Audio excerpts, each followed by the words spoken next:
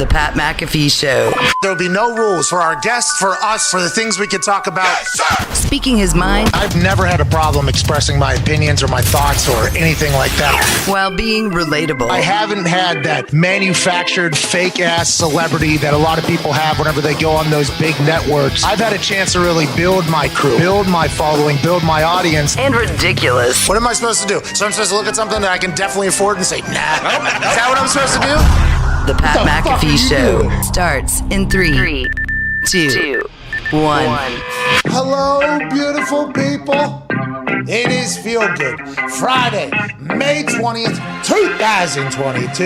And this sports show shall begin right now. Yeah. The PGA Championship shall continue. McIlroy in the lead with our guy Justin Thomas hot on his heels at 4 under. McIlroy's at 5 under. We will keep everybody updated as that tournament unfolds. You know, big news at the PGA Championship. Weatherman Penny DiNardo just told me it's supposed to be a real breezy day on the track. So they actually didn't cut the greens because yesterday's greens were fucking glass. With the wind that it's supposed to be today, everybody's ball, green and reg, blow it off. So it's supposed to be a little slower green, windier sky. Who'll be able to fight through? Those who are good with their irons. That's who we are looking at today. Look for Morikawa, maybe to have a run. We will keep everybody updated. John Daly was on the slot machines last night.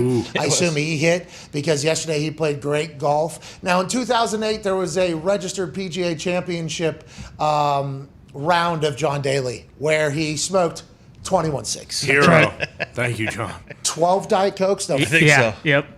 12 Diet Cokes, 6 packs of peanut M&Ms, 0 ounces of water, and at least 1 dinner at Hooters. Now, that is not from yesterday. That is from 2008. But let's assume that John Daly still sticking to the fundamentals of John Daly golf, hammering cigs, smoking, drinking Diet Cokes, going to Hooters, 0 water. I don't need any of it and doing his thing. If John Daly ever wins another major or a tournament, the world is going to explode. And the nutritionists and scientists and all the body guru people are going to have to answer to why John Daly has been a professional golfer at the level he has been for as long as he has been, while he's housing chocolate milk every single, like a gallon of chocolate milk, I think, every other day, smoking cigs, living his life. Congrats to him having a great first day, but now it's for the young guns, McIlroy and Thomas, Zalatoris, Hodge and Kuchar to battle it out on this glorious Friday.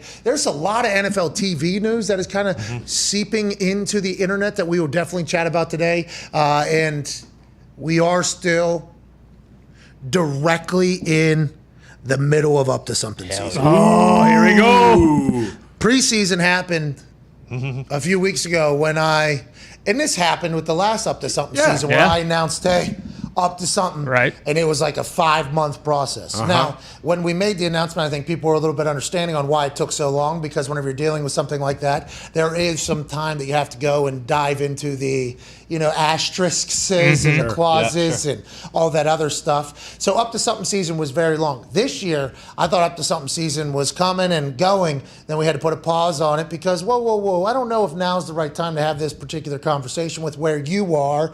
Let's reassess everything and let's dive back into it. Now, there's a bunch of people in the pool. It's pretty cool. Back pool. Pretty cool. Pretty cool, man. It's back pool right now. It's a lot of fun. There's a lot of things that are happening, and we'll just continue to enjoy this. And remember, this show will always be free. Hell yeah. Okay?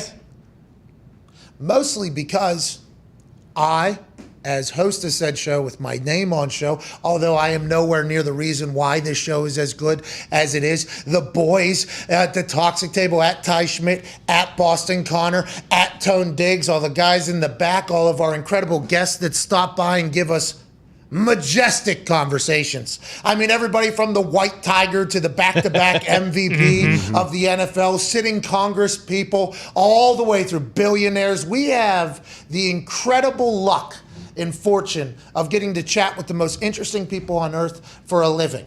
Follow up, There's people that do it much better than us, I assume. There's shows that are much better put together and designed and with a much more likable operation. But there is no reason for what we do every single day to ever cost money. Okay?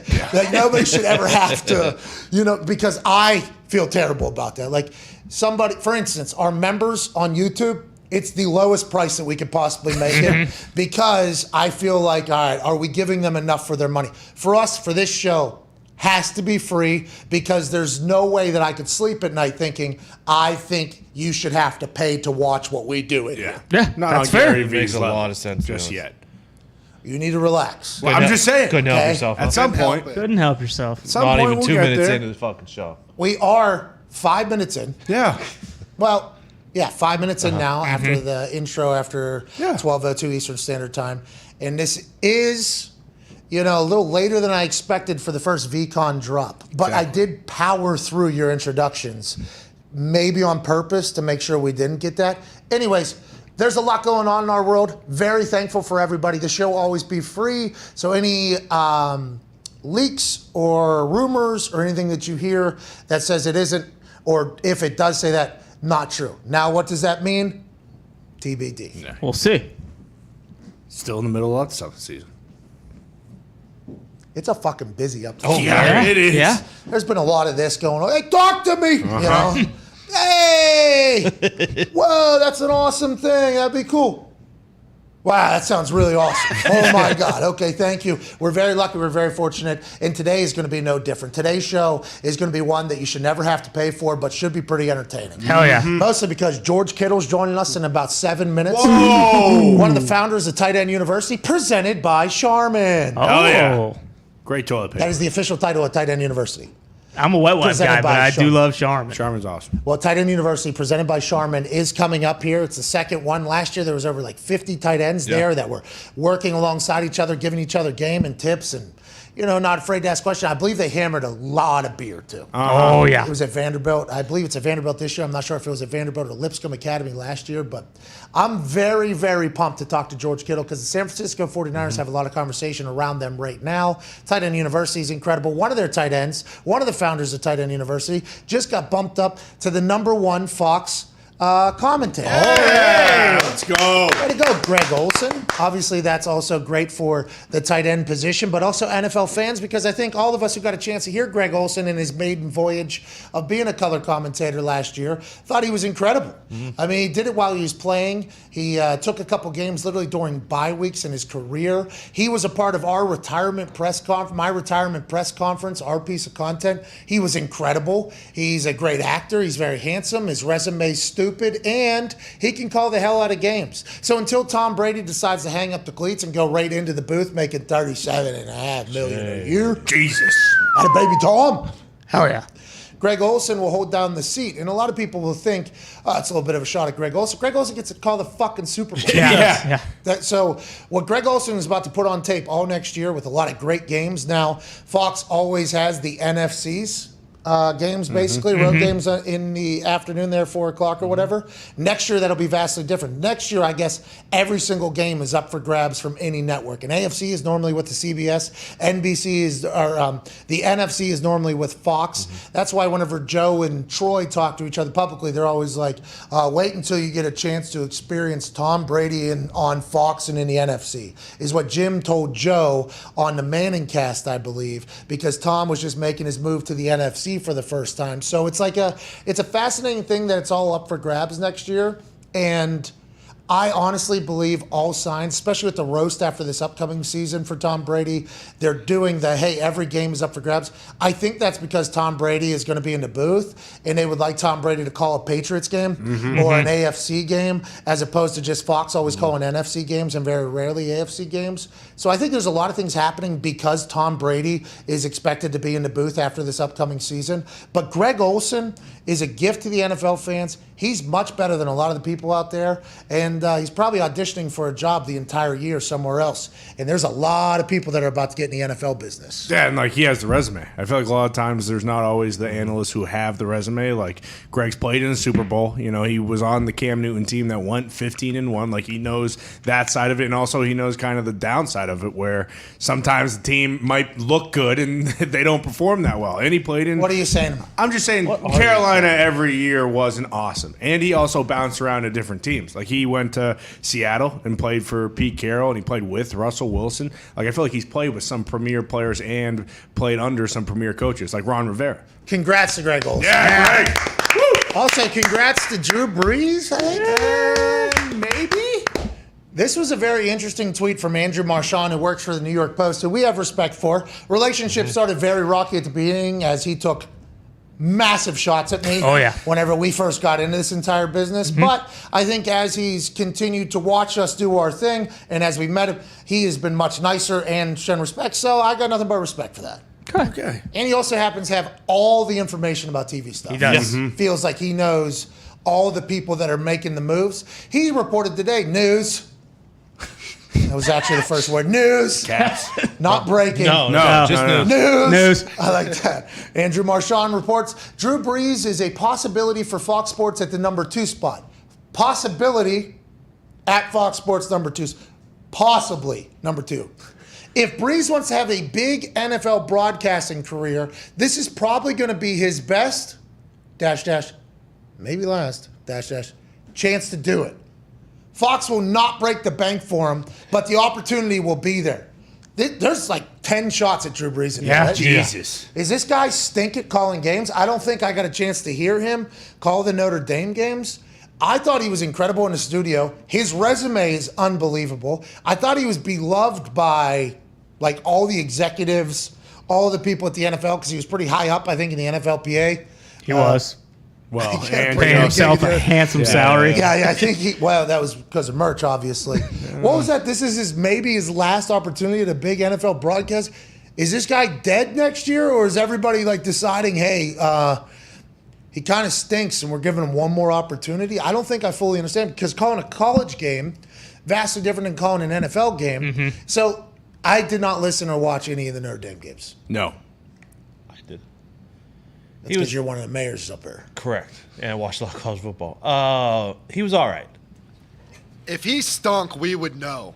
I don't know. Well, he did the one NFL game, but we kind of gave him a pass because they were Because he was- honoring him at halftime. So, like, the emotions were probably there. But that was the only game I think he has. I don't was. remember just thinking this guy's terrible, though, right? No, Yeah, no, and I think like with how good he is and everything, like when he's actually breaking down the football, like he is pretty good. But yeah, that one game was awkward. I don't know if I buy that he was so bad in that one game that now he's just like dead to everyone else. Like with all these like Apple or whoever coming in, like Drew Brees is a big enough name where, their baseball coverage. I mean, I don't know, but maybe he does call baseball. Listen, No, I'm not saying he calls baseball, but you're right. Like Apple's picking up sports, and like, people are there. There's many different ways to broadcast sports these days.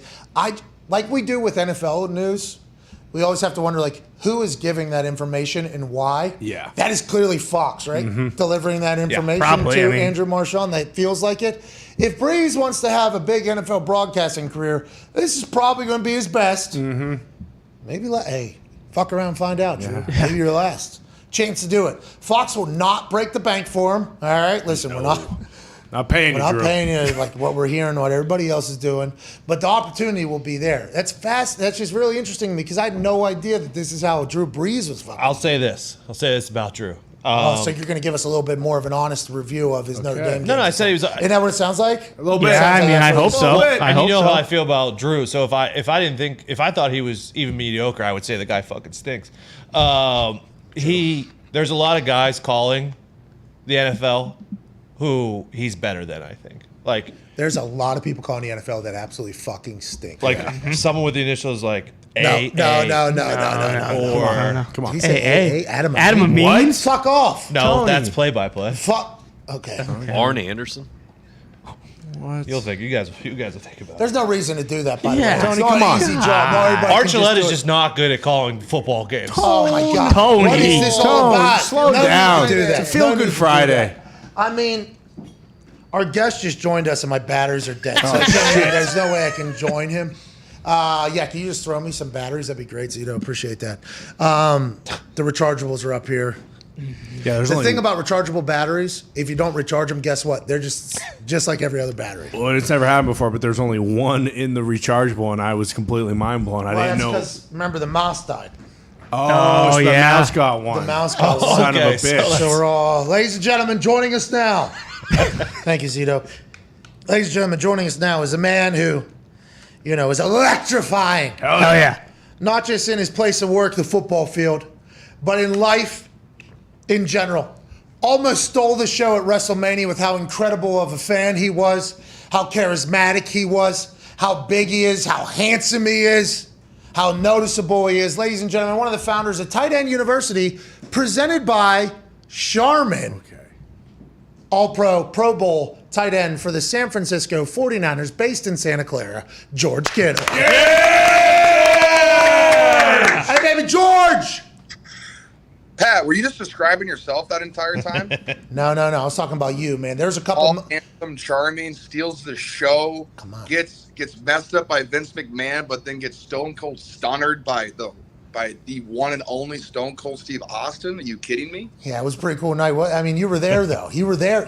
By the way, there's some moments of WrestleMania where they cut to a solo ISO cam on George Kittle, and you steal the fucking show, George. He got his shoulder up. Let's go. You had some moments. You had some WrestleMania moments, George. You know what? I am there for you. I was waiting for you to tag me in because I think I could have helped you with Vince. Yeah, see, if I wasn't in a proper state of mind, it kind of came out of nowhere. That wasn't I'm undefeated in sanctioned matches. That was non-sanctioned. That was non-sanctioned. The person in the match can't sanction the match.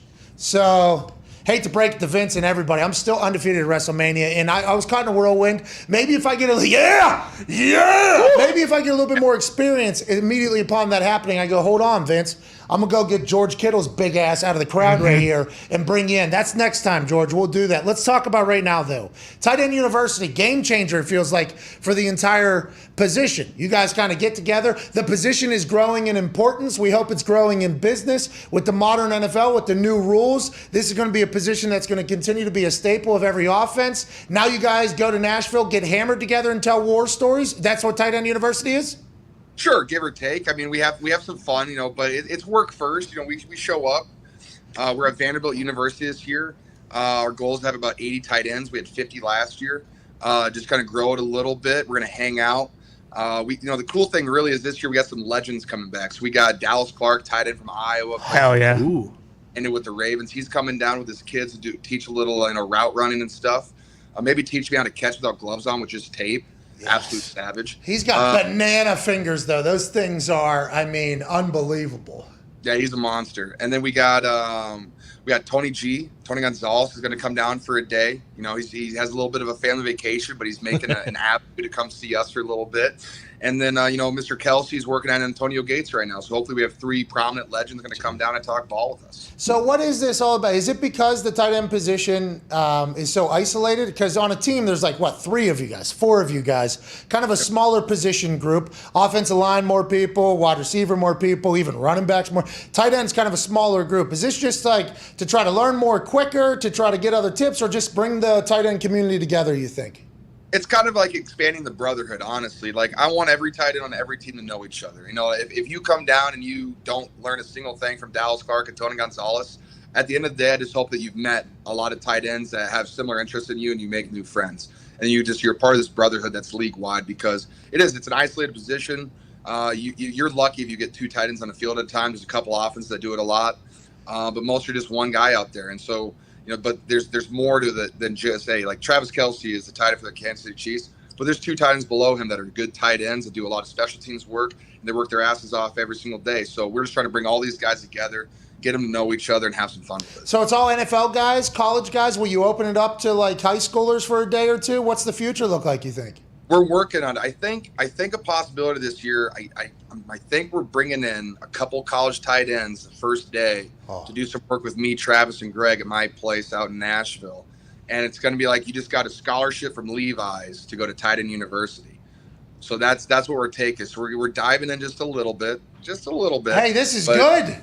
And hopefully it's going to continue to grow. And then, at some point we'll get high school kids. Like, the overall dream is at some point, 5-10 years down the line, we go from high school kids, we have retired Hall of Famers, and you want to mix them all together and everyone's learning from each other. So then the tight end position, which isn't coached very well in high school, maybe some colleges do it well, but so that they have more things to learn from guys that have done it at a high level, and they can take that back to high school and then become better tight ends throughout college. It'll be good for the entire sport because the tight end position has become so damn important. There's not a lot of good coaching. That's kind of an interesting thing because the tight end position in the past, vastly different than what it is now. Is that why you think coaching is a little bit behind? I think it is. I just don't think it's a position that people care about in high school. Like you throw the tall, lanky kid that is too big to play wide receiver, not big enough to play offensive line, and you just put him there, and the coach would be, someone's dad that's just hanging out, and he goes, "Hey, I watched highlights yesterday. You just got to really run through that guy's face." And it's just like, maybe we can give them some better coaching. Maybe Greg Olson can show them how to run a better route. Maybe I can help him develop that mentality of trying to kill the guy across from you. I would assume you guys could probably help out a little bit more. Dallas Clark did a lot of coaching whenever, he was at the Colts. He was basically the coach of the room. So I assume he is very excited and thankful to get back out there and give back to the community. Tony Gonzalez, though, Antonio Gates. Yeah. Dallas Clark. This is at Vanderbilt? Yeah, it's at Vanderbilt University. Man, Sharman had to be pumped to get involved. They're like, who's all going to be there? Yeah. Fucking every tight end and the legends of the past. We're 100. Shout out Sharman. How they get in? What is this do? What is like Sharman and Levi's? Obviously, they're giving scholarships. Let me hear me out. So you got Sharman. Sharman loves tight ends, and it definitely protects your backside. Oh, I get it. It's smart. And then, well, you know what? Why not get some jeans for them boys? Because Levi's got to cover them tight ends. Yeah, they do. Why not? And why not, while you're wearing those nice Levi's jeans, get a nice, cold, refreshing, crispy Bud Light? Why? Why not? Gotta love that. And then since we're in Nashville, might as well work with one of the best companies in Nashville, Bridgestone Arena. Why not? Why not? Wow. Got great sponsors bringing all these tight ends, taking care of us, allowing us to do this. At the end of the day, they donate a ton of money to us so we can do all this stuff with the tight ends. And then at the end of the day, we take all the remaining money, we donate it right back to Nashville. The Boys and Girls Club get a bunch, and other charities throughout Nashville get a ton of money. And then next year we just do the whole thing again. How'd Nashville become home for you? Did you always want to move there? Always want to live there? Or because that city is fucking awesome, and it feels like everybody is moving there right now. It's a blast, Pat. Come on down. I'll treat you to a good time. No, I was sitting after my rookie season. I was sitting in Iowa at my parents' house. It's January. It's negative 20 degrees. Hell yeah. And I'm like, what the hell am I doing here? I was like, I'm a football player. I can live wherever I want to live. I can go to Florida. I can go to California. Like, where would I want to go? And Iowa teammate and Niner teammate, CJ Beathard, he lives in Nashville. I've been there a couple times on spring break, had a decent time. And then Trent Taylor, wide receiver, one of my best friends on the team, also lives in Nashville, who now plays for the Bengals. And he's like, you should just come down here. Lived in Nashville 2 years out of an Airbnb. The second year, Rob Tunyon joined me. And then I bought a house, and I've been there ever since. Now I live on a nice acreage right outside of Nashville and just loving life down there. Wow. Come up, that is, from Airbnb to raw land. Did you build the house? No, so I got really lucky. The land that I bought had a house on it. It burnt down. New couple buys it, builds a new house, moves like 8 months later. Brand new house, George Kittle. How you doing? Brand new house. It was amazing. 75 acres, baby. Let's ride. How long are you locked in with the Niners right now? I got, I think, 3 years left of my deal. You're becoming like a pillar, a staple of the San Francisco 49ers, which is obviously a program and a franchise that has a deep history. You made a comment about Trey Lance reminding you of Josh Allen, I think, to somebody somewhere, and that ran everywhere because the Niners faithful is obviously a big fan base. The future with Jimmy and Trey, big question mark. You like Trey Lance, huh? You love the way he plays, love the way he operates. How about how he handled the whole situation last year? I mean, this isn't it a kind of awkward situation going on over there, or not at all? I mean, some would say it's definitely awkward. I mean, you trade 3 first-round picks for a quarterback. Like, there's writing on the wall. Like, it is what it is. It's the NFL. It's a profession. Everyone's trying to bring in younger, better, cheaper players, and then that's just the way the league is. And so there is an awkwardness to it, I guess. But at the end of the day, we're all here on the same team, and we're trying to win Super Bowl. So it's the lucky thing that we have here at the Niners is I feel like we have a fantastic culture of guys that just want to get better every day, and we love everybody in our locker room. And so, Jimmy G could have, he could have been a dick and said, it's not my job, not my responsibility to take care of this guy and put him under my wing. But instead what he did is he was a professional every single day. He didn't complain one time. He showed up, he worked, he started, he got us to an NFC Championship game and helped Trey along the way. And so I thought Trey took a bunch of steps forward. And for Trey to become a really good quarterback in the NFL, he needs reps. And so once this kid gets a lot of reps, just watch out, because some of the things I've seen him do in practice kind of mind-boggle me. So I'm waiting for it. Yeah, he's considered what? Great athlete, right? What was the big question? He came from small school, right? Yeah. Small school, maybe doesn't know defenses or can't throw or whatever. Like, what do you think? Because obviously Aaron waited behind Brett Favre for 3 years, right? And I wish, and I've said this publicly a lot, and I'm sure the Luck family doesn't like this, I wish Andrew Luck would have sat behind Peyton for 1 year. Like, I wish Andrew Luck would have sat behind Peyton for 1 year to see how he operates in the building, how you operate with equipment managers, training, like everything like that. Trey getting an opportunity to watch Jimmy G do this, who's from the Tom Brady mentor camp or whatever. Did he make leaps? Like, did you see leaps and bounds as him as a player, as a football, as an NFL guy? Or is it just like a consistent growth with him and he's kind of just chill? Both. I think it's consistently gotten better, but like you could see, like Jimmy G is a professional through and through. Like Jimmy G takes notes every single meeting. He asks questions every meeting. Like he's in his books. And I think once Trey saw that, he was like, oh, I need to do all that and more. And it's also, too, we have a great quarterback room. We got Nate Sudfeld in there, who's also he's got a nice little silly release. I like him a lot, too. He's great for Trey, too, because he's a people person. He helps Trey with the offense, and he did a great job helping him all year, too. So Trey has taken, in my opinion, big steps forward. Like, if you compare him to last year's OTAs, I think he's two different players. And that's just exciting to see. Now, if Trey Lance was the starting quarterback, and if I say if, because I have no idea what's going to happen. Yeah, not your decision. Not your decision. Yeah, thank God it's not my decision. It's all you, Kyle. You got this. I believe me. But all reps. And, if there's growing pains, there's growing pains. I think we have a good enough team around him, from Trent Williams to Nick Bosa to Fred Warner to George Ayuk to Brent to Deebo Samuel. We have enough guys around him to help him out through those growing pains. And so if it happens, it is what it is. And hey, you know what? If at the end of the day we have to run the ball 35 times, count me in, baby. Yeah, you love that, huh? Just fucking mauling people. Oh, hell yeah. Was that last season where you threw a guy and then continued to run, or was that 2 seasons ago? I don't remember. It's kind of all getting tracked. You're an absolute savage, though. Huh? It happens every season. How tall are you? How big are you? I'm 6'3.5". What's your weight? 242. So you said they kind of put the tall, lanky kid at tight end. Did you grow late?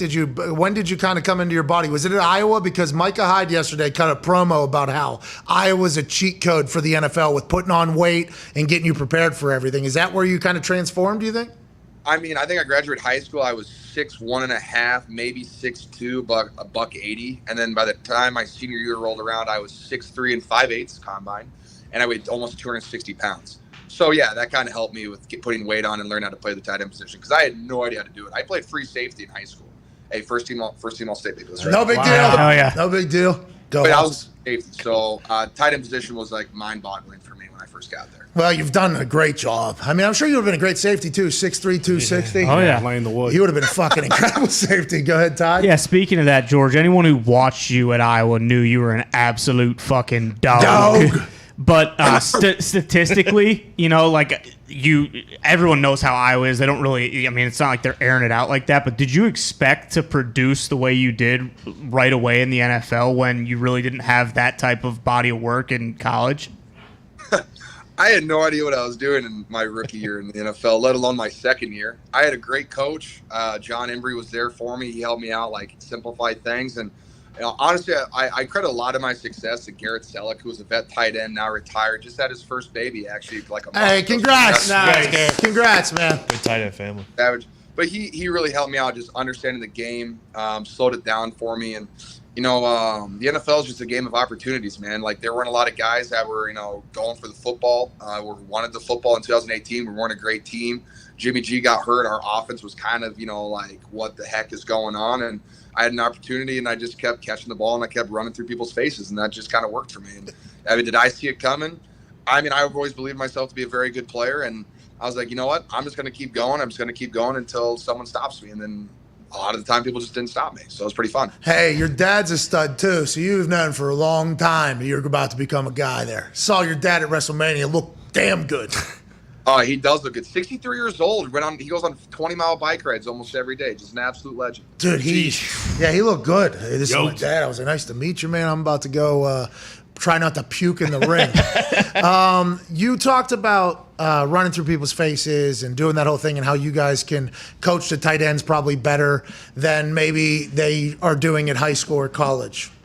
With Shanahan, okay, how much of coaching is Shanahan doing of you? Is that more X's and O's strategy? Because everybody talks about how good his playbook is, how good his play design is. I assume he knows he has you as a weapon, though, and you're a massive piece of everything that he does. Are you a part of that, or is he just like a mastermind all by himself in there? You know what? Honestly, most of it's Kyle just comes to us on a Wednesday morning. He goes, here's our game plan. And then, there's like a couple pages right in the middle that's basically made for me. Then, Debo has a couple, these routes are made for him. These routes are made for Ayuk. These play actions are made for our running backs. And, you can just, what plays are built for you. And, every week it's anywhere from 5 plays to 15 plays, just depending on what he's feeling that week and how he feels the defense is going to guard us. And then Thursday comes along, we do all of our third downs, and hey, there's 5 or 6 plays out of the 15 third downs we have installed. There's about 5 for me, 5 for Debo, 5 for everybody else. And it's just really fun to be a part of an offense like that. You and Debo, whenever you guys had your pregame routine, and we would say this as people that aren't fans of the Niners but watch your games, obviously. Oh, those two are saying, hey, today it's fucking us or nothing. Hey, this is what it is. Because then you watch the game, it would be a lot of George Kittle, a lot of Debo, obviously everywhere, running back, wide receiver, everything he's got going on. Have you chatted with him through this entire process? That's kind of settled down, and hopefully it calms down because him and Shanahan's offense is awesome to watch. Not that he wouldn't be elsewhere, but have you chatted with him through this whole thing? I actually just talked 2 days ago. Okay. How is he? Happy? Yeah, he seemed like he was in a good mood. He's hanging out with his kid, who he just had, and he's also a new dad. Congrats, Steve-O. Yeah.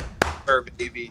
No, I literally I didn't want to ask. I didn't ask about his contract. We were just talking about other things where he's training at, and we ended up talking about sneakers for a little bit because we both are sneakerheads. So that was our entire conversation. But he seems like he's in a good place, and I think Debo knows that this team loves him. We'd love to have him here, and if he wants to play somewhere else, hey, it is what it is. It's a business, and so I wish him nothing but the best of luck if he goes somewhere else. It'll all get figured out. I feel like that's how everything literally has to be looked at in the NFL with all the money there is now. George, a lot of money in the NFL right now. Hey.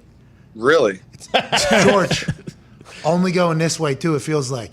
As a business. Almost as if we should have waited to sign that CBA and when the TV deals ended, and so we could get a part of those new ones. Almost. Some would say.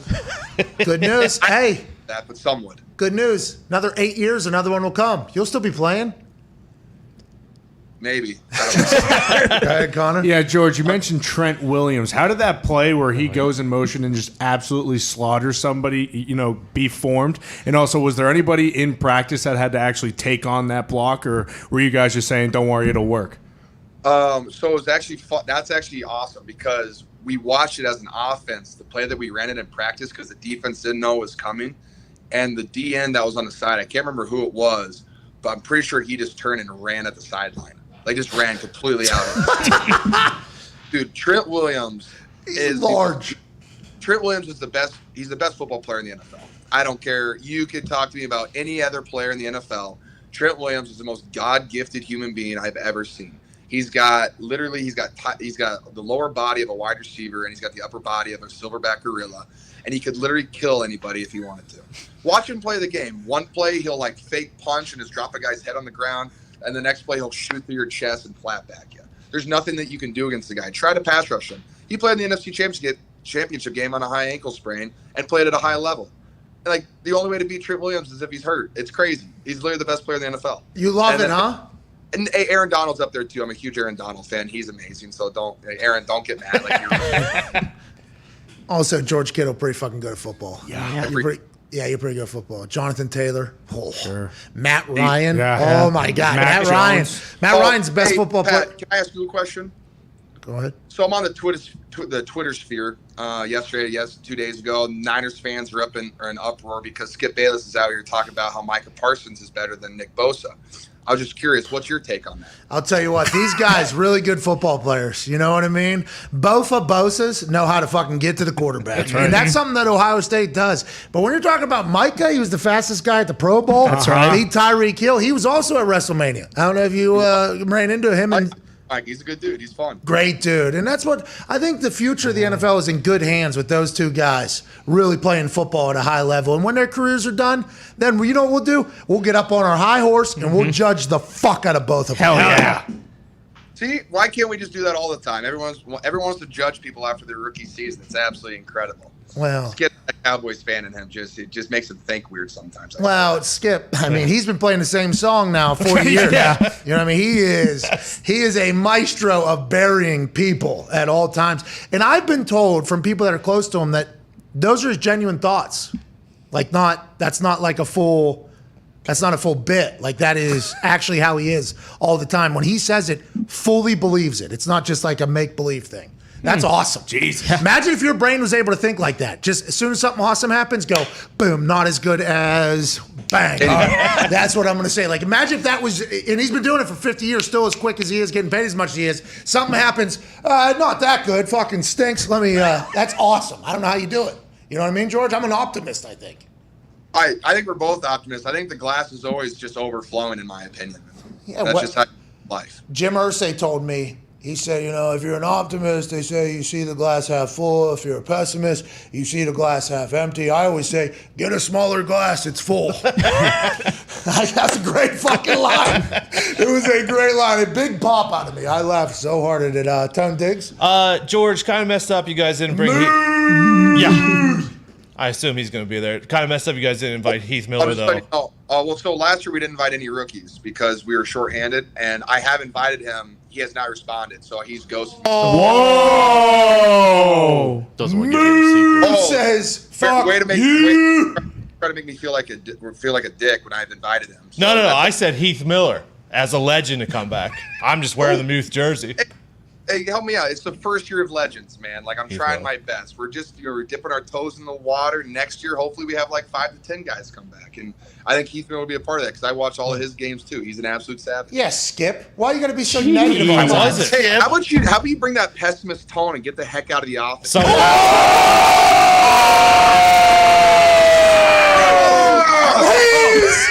Dead! Oh, my God, son. someone has to be realistic. Who's throwing you guys balls there? Oh, fun fact. I got a couple guys confirmed on that, actually. I know you guys will be most excited. I got my boy, CJ Beathard. Hell yeah. Nick Mullins, one of my boys. But then I got a sneaky old little Trey Lance is coming to town to throw. Oh!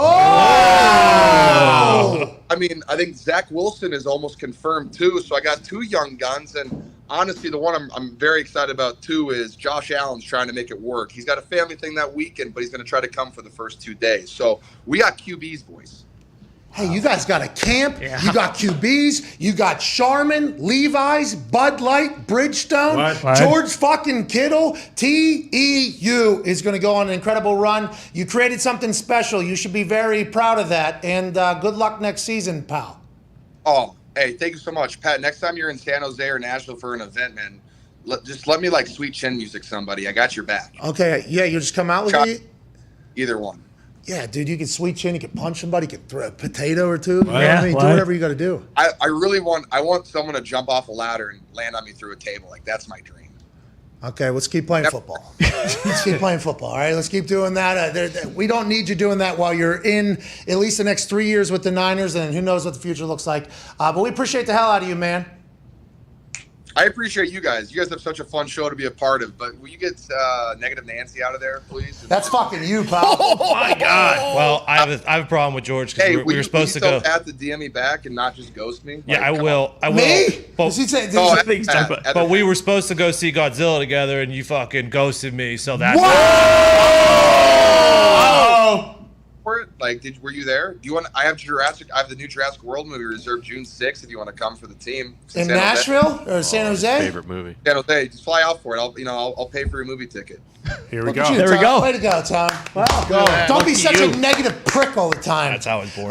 Ladies and gentlemen, all-pro, stud in life and on the field, founder of the Tight End University, presented by Charmin. George Kittle. Thank you, man. Thank you, George. Appreciate you, man. That Tight End U thing is very, very cool. Yeah. Very, very, very cool. And they're giving money back. They're getting work. They're getting better. Zach Wilson, Josh Allen, maybe Trey Lance, CJ Beathard. Yeah. A lot of arms out there. Hell yeah. Oh, A lot of arms out there. legends too this year. Tony, Antonio potentially. Yeah. Dallas. Dallas Clark going is so awesome. Yeah. I fucked up with Dallas. I think I missed something. What? He was raising money for something. I didn't text him back. He was in the middle of like my birthday text. It got lost in the shuffle. I think he's angry with me right now. It's all right. We'll get him back. Yeah, exactly. We'll get him back. We'll get Dallas Clark back. Hell yeah. I think he ran a fucking Ironman. No. Really? Yeah, like the super duper triathlon. Yeah, the Spartan races. I think he ran. I knew there was no way he was just farming out there. That guy is so competitive. Yoked. Like, workouts too. Like every workout, every one of these little drills that we would do is like get the clock. I would like to know what everybody else has and what I score. Okay. I'm sure he's still doing that fucking baling hay, moving it, timing. Swimming across Iowa. I think that's the Ironman. I think the Ironman, you got to swim Yeah, you do. forever, run forever, and bike forever. Up a mountain. Yeah. Not many of those in Iowa. And then he's going to go coach tight ends like, hey, how do I get better? Do you have enough discipline and grit and drive to fucking do an Ironman? No. All right. Oh, okay. Maybe find it. Yeah. He was awesome, dude. He was so good at football, too. Yeah. Yeah. He was so hilarious as well. Like, good dude. Proud of him doing that. That's awesome. Giving back to the tight end community. We're back in about 4 minutes with some phone calls on the 5 Energy phone line. McElroy still in the lead, obviously, at 5 under. He tees off at 236. Justin Thomas, 4 under through 13. Yeah. Playing Good good golf. GT. 236 is going to get pretty breezy for Oh, McElroy. yeah. I live bet JT and Neiman there at sitting at 4 because those other guys are going to have to play in the windy conditions. What happens if they go over par? Like just to win the second round, just to be the leader after the second That's a round. good bet. Where do we find that on FanDuel? FanDuel, you go to leader after second round. They're both plus 1,000 or better. Jeez. Here we go. Let's go. Holy shit, that's a great bet right now. We're back in 4. Cheers.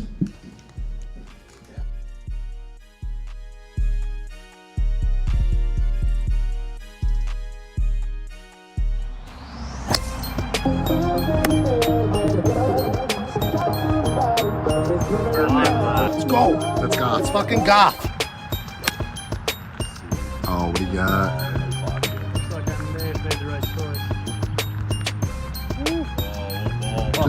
Jesus. Fuck. Got it. Oh!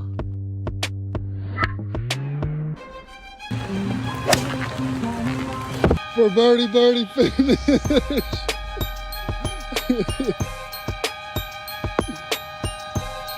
Ah!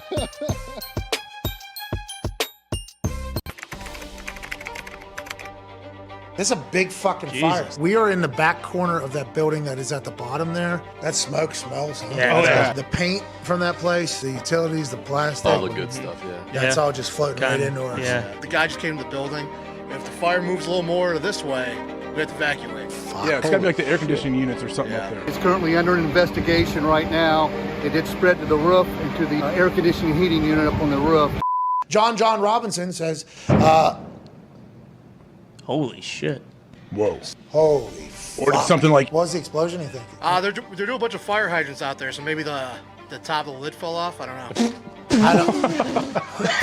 Dude, it was a loud. That sound came from right there. They just put the fire out. Fire's out. Oh, nice. Oh, okay. Forget all about that. You're like, I can do that again.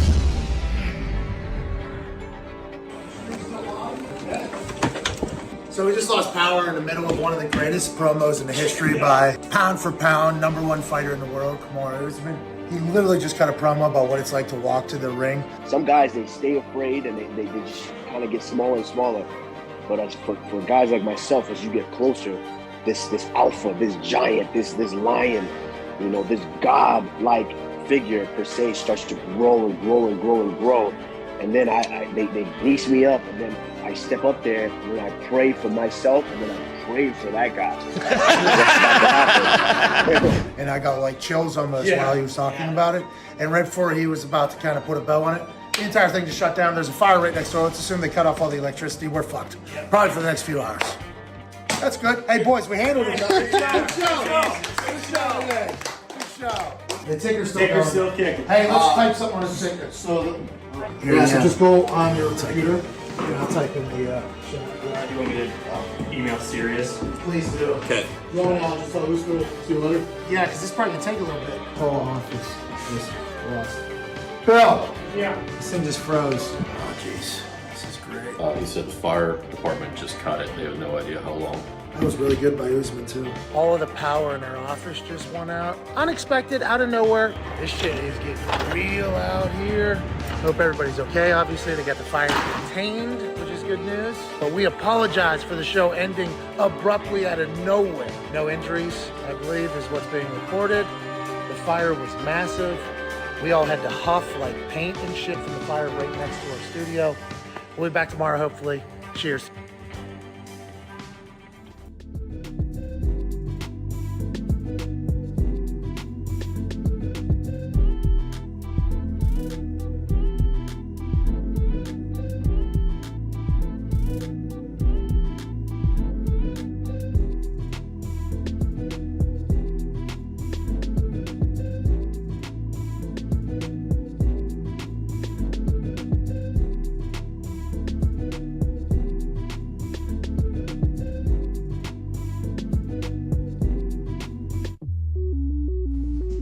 Welcome back to the Pat McAfee Show here. Just got done chatting with George Kittle about Tight End University, presented by Charmin. Oh, yeah.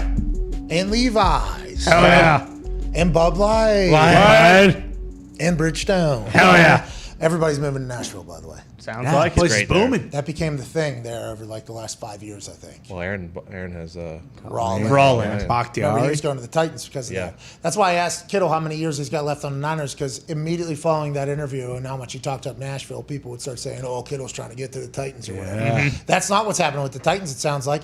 Titans are in an interesting situation. A.J. Brown obviously traded on draft night. Now Robert Woods has come out at an event, a charity event, and talked about how one quote out of his entire thing. It was not the main conversation piece of what he was speaking of, but he said he thought that the Titans are kind of holding me back a little bit in ACL recovery, kind of slowing them down. Let's not rush back here, Robert Woods, I believe is what the Titans are saying. But if you read that naturally, you could think that maybe the Titans are fucking up and Robert Woods isn't happy about that, strictly because of what happened with A.J. Brown getting traded out of there, being in the same position. But that is not the case, I do not believe. I believe it's just the Titans thinking ahead for Robert Woods, saying, hey, let's keep this thing slow. He wants to go. Will that work out? I mean, TBD, I guess. Do you really need to be going that hard in May? If we need you in September or August, different strokes for different blokes. I personally hated missing any practice, hated missing any days, and that's mostly because in my head,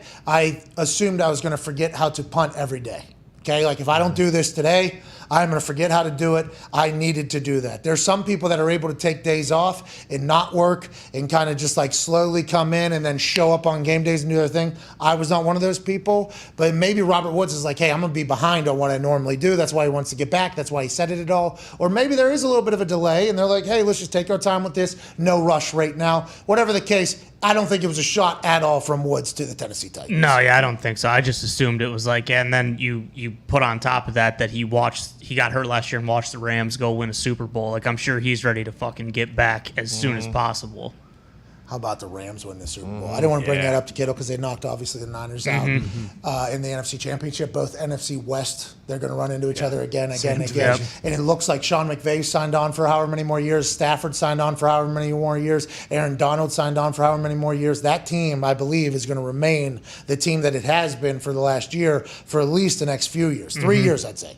I'm thinking that Rams team has 3-year run on it right now. Now, that's putting a cap on it. And that's rude of me to do that. But I think for the next 3 years, Stafford and McVay are going to be together. What happens when McVay's offered $40 million to call football games? Yeah, going to be hard to say. Tough to turn down. Honest, like that could, if they winning a Super Bowl is impossible. It is very difficult. What the Patriots did should not adjust our like views on reality. Yes. It is not easy to win a Super Bowl. I understand the Patriots were able to get back to back to back, especially in an NFC West with that team that we just talked to their tight end who's an absolute stud. It's not going to be easy to win a Super Bowl. But if they somehow win another Super Bowl and he has 2 Super Bowls and they're offering him $40 million, I mean, I feel like that's going to sit there for McVay every single offseason. And as a human, I would assume there's going to be a chance where you dive into it. I don't know Sean, never met Sean, but $40-50 million to call games is going to be pretty difficult to pass up, I think, in a few years. Yeah, and if they do win another Super Bowl, it's like Stafford's probably going to be out the door. Like, what else do you have to prove? You've been to 3 Super Bowls. You've won 2 of them. Your price is never as high as, it's going to be at that point. Why wouldn't he do it? Stafford was the first pick overall in the draft that I was drafted. Yeah. I've been retired for 5 years. So those who don't put Stafford on that same, like, hey, he's been around. Like, he has played a lot of football in the NFL. He's just now experiencing, the highs of all of his sacrifice from his entire life. Being in LA, getting on commercials. Great commercial. Yeah, good actor. So you're saying that I can move on from the phone and get a company, even though because it doesn't suit my life as much as it once did? Yes. I'll never forget you. Looks in the camera like Titanic whenever he smacks the fucking window. Yep. Yeah. I mean, that was good acting by Matthew Stafford. His entire life, he's been dreaming of these days. Yeah.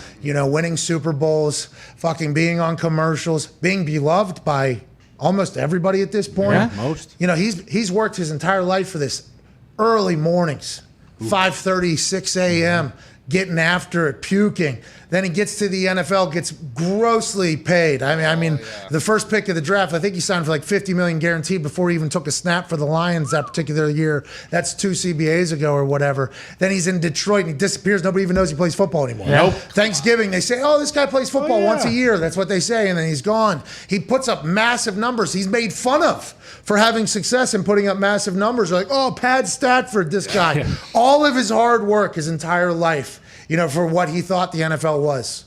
Then he goes to the Rams 1 year, fucking Super Bowl on commercials on top of the world. Think about how long he has, dreamt about the feeling that he has now. So maybe this will continue and extend his career and he'll play 20 years or whatever. But it feels like at some point there has to be a time or a shot clock on Matthew Stafford. He's broke his neck, his back. He has been everything. He got banged up there. Not just his back. Yeah. Did push that bad person. Here's what's going to happen. Yeah, he didn't push her, but the Lions have a new curse. I kind of got caught in the middle of that whole thing. Yeah. Come on. I was just trying to be on vacation, trying to do the right thing. Come back to my phone 4 hours later. Here's a partner. What did I do? Shit. Jesus. I can't take that money back. I don't even know. I'm sorry. I don't. And then people that didn't even see the original thing just saw the second tweet, and they're like, you're taking money out of a GoFundMe? Real cool. Real nice, dude. Like, you have no idea what I just went through, man. I was just so high staring at the ocean. I came back, I'm the worst human of all time. I thought I just gave money to somebody. Anyways, 3, 4, 5 years. How many does Matthew Stafford have left? You would just assume that would be McVay's run here with the Rams. See, this is what I think is going to happen. I think they're going to repeat. McVay's going to go to the booth. Stafford's coming back to Detroit, and then the Lions are going to win. See, I'm sick of this show having that type of shit happen. Like, that is pure fairy tale. Kelly Stafford did There are people in Detroit that think he will come back to Detroit at some point in his career. He's not even going to retire a Lion. You hear me? No. He wins 2 Super Bowls with the Rams. He's retiring a fucking Ram. Well, also a Lion. Kelly Stafford said he might come back as well. She might have been joking. I thought listen, I'm a big fan of Kelly. I've met Kelly. She's very cool, very nice person. Yeah. She got got by the thing. Yeah, she got duped pretty good. She got into a situation about Aaron Rodgers. Yeah. Aaron's probably in the middle of another Poncha Karma thing, comes back. What the fuck is Kelly Stafford? I did Kelly Stafford. What did I do? I thought Staff was going to potentially go back to the Lions at some point in his career too, but they just started a new curse yesterday. So, why would he ever go back? What happened? Well, they banned certain musicians' music from playing at the stadium. So, all right. Good luck, Lions. NFC too. Right. If you look at the last 10 years, it's every other year. What is wrong with this program? It's bad. Sometimes. It is a valid point, though. What are you looking at the NFC? What are you seeing? Tom Brady goes to the Super Bowl every other year. The Bucs are going to go to the Super Bowl this year. This is definitely his last go, though, right? Yeah. Which even more so makes me think. This is going to be what we just said is potentially going to be on his his thing. Yeah. This has got to be his last year playing football, right? Right? He's too old. He's old. He can't throw the ball anymore. 46. What is he doing? $37.5 million a year waiting for him. Take the money. He's done. This is his last season. Can't do it anymore. Congratulations on a great run, Tom. Yeah, you did it.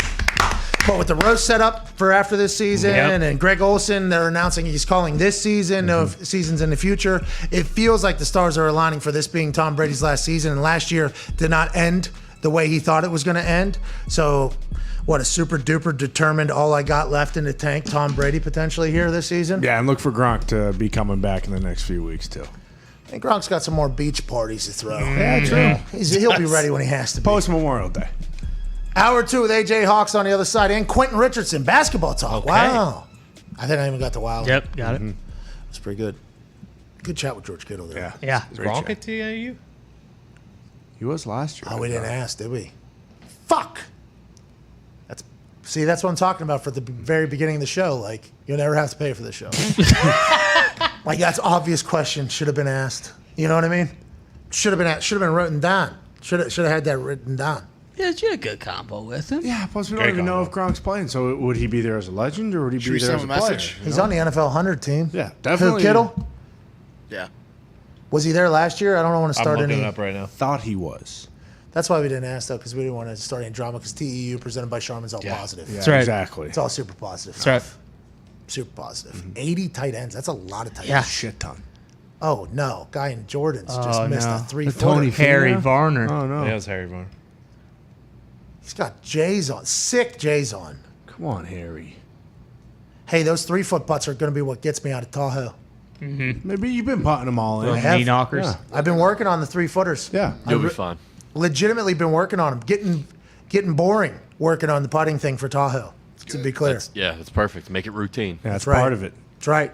Those are backbreakers. They are, because you carry that in the next tee. My swing coach, Evan Fox, told me. That's right. He said not only does that count against the scorecard, also walking that next tee, all you're thinking about is missing that 2-foot putt. Yeah. Whole hole. I'm going to paraphrase here, but I just heard it.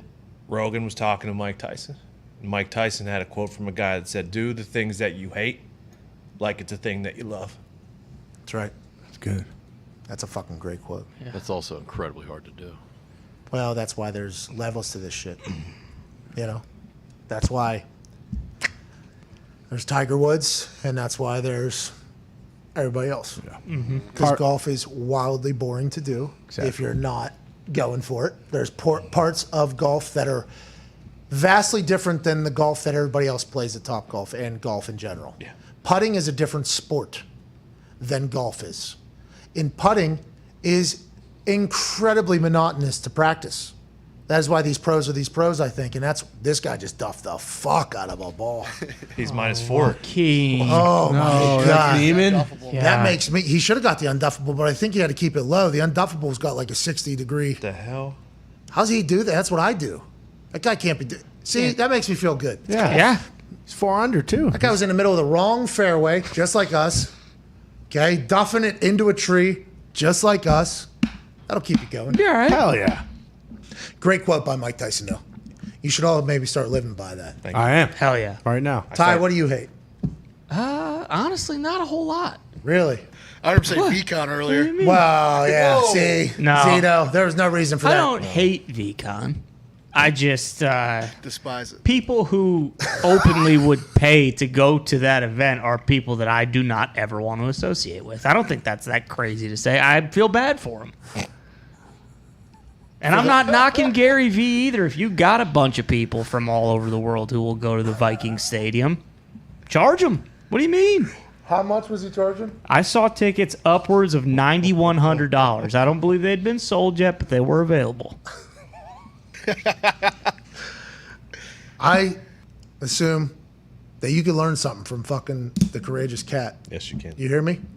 I'm sure I could. And maybe the battle-tested baboon. Oh, it's trademarked? Yeah, where do you steal those from?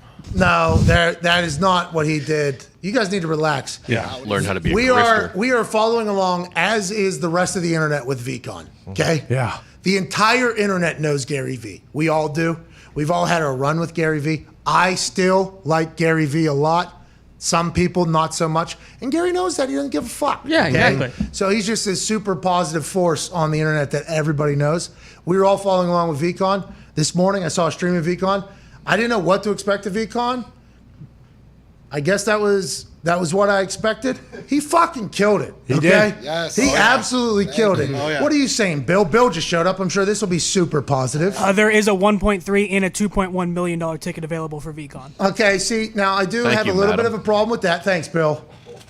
Let's get to a break. I mean, He didn't steal the That's bad what I'm boom. saying about the show being free. Like, you got to have the most confidence on earth to say, hey, what I'm saying is worth. And I don't have that. And I think that's why I respect Gary Vee. Yeah. You know what I mean? And he didn't steal the baboon like Nick's did.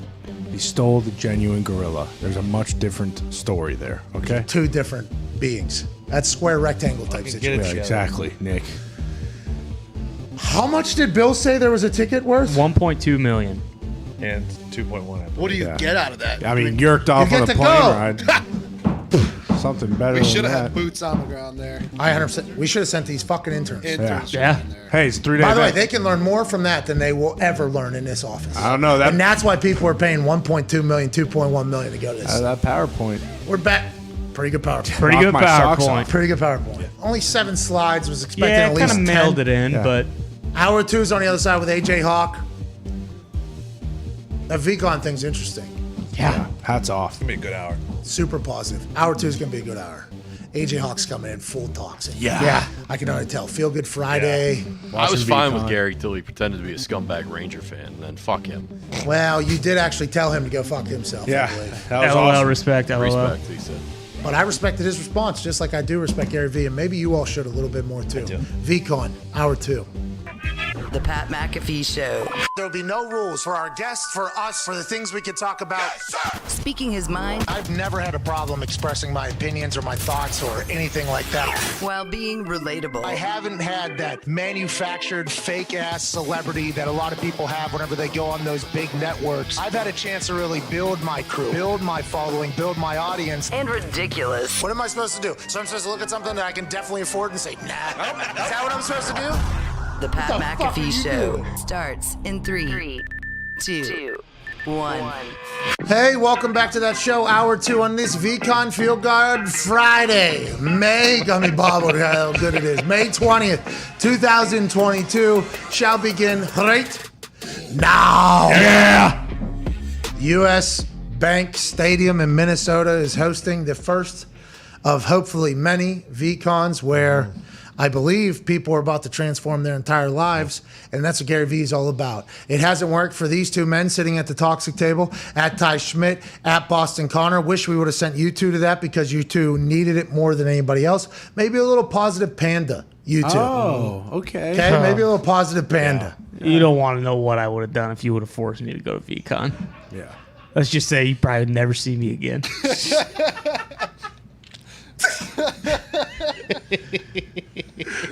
That's genuine anger. Yeah. Again, no knock to Gary Vee. Hey, you do what you got to do. But these people Quite an angry alligator. who would spend their weekends. God. They're learning so much. God love them. God help them. Yeah. Do worry about their future. Do what makes you happy. You are such a scumbag. You hear me? Chomping a scumbaggery. Absolutely. I'll wear it. At Tone Diggs, the one half of the Hammer. Dahn. Cowboys is here. And joining us from his attic in Ohio, college football national champion, Super Bowl champion, Ryder Cup champion, COVID survivor, AJ Hawk. AJ, how you doing, man? You're glowing today. You're No, radiating. so I just joined the show. Before you get any further, VCon lasts all weekend. Gas up the jet. Let's send Ty down. I'll cover the gas. If you want to send him down next 2 days, we got to have a camera follow him, though.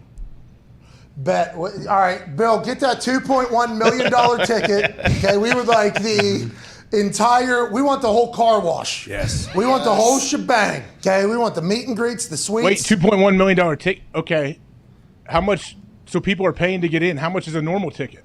The cheapest one was $400 we saw. Yep. All weekend, though. It's like a whole weekend event, though. It looks like a big old thing. A big So I think what production. this is one of those like super positive retreats that people do. Who's that guy with the Tony Robbins. Tony Robbins does these things, right? Where people go, they learn about stuff, they connect, they network, they change their perspective. I Yes, assume man. this is going to be very super positive. Yeah, yes, man. There it is. That's where Jim Carrey went, and he transformed his whole life. Remember? Even got sucked off by his neighbor with no teeth. Old lady. Did he really? Yeah, old lady Oh, took yeah. her Sick. took her teeth out and did her thing. And he said yes, because he had to, because he committed to it at one of these conferences. So yeah, I think it's like a super positive conference that if you are viewing it from outside in, you don't understand the environment, the culture, the vibe. You don't really get that you're bought in, but we would like Ty to be there next year if this thing's happening, AJ. I think that is an accurate assessment. Oh, I am sure it will happen next year. Next year, it's going to probably be what? Is he going to round out the Coliseum over there in Rome? Like, where are we going to do it? Lucas Oil. I'd consider that. Be one thing. Lucas Oil is a real possibility. Nah, if Gary V is at the Coliseum in Rome, on the sands of the Coliseum, I'll consider fucking seeing what he has to say over there. There's no consider. It sounds like the decision would be made for you. This would be one of those situations where it might change your life. Yeah. I doubt it. Because I won't put in what it was going to require to change my life anyway. Once you got there, you would, though. Yeah, you would get sucked in. You would feel the energy, the positivity. You would have get so much sucked fellowship. in. It would be amazing. Sucked into that thing. It'd suck you right in. Suck you right down. Hell yeah. Yeah. It'd be a big suck down tie. Let's go. I doubt it. I might spend $1,000 at the concession stand. I might see how many hot dogs I can suck down during his that's not what you need. That's one part of the problem. And that's what old Bingen Barracuda was trying to teach us. That's his problem. Can't binge on too much stuff like hot dogs and everything. But it is tough to view one of those from the outside. I think that's a whole experience thing that people are committing to. Like, hey, I'm going all in here. I'm going to let loose.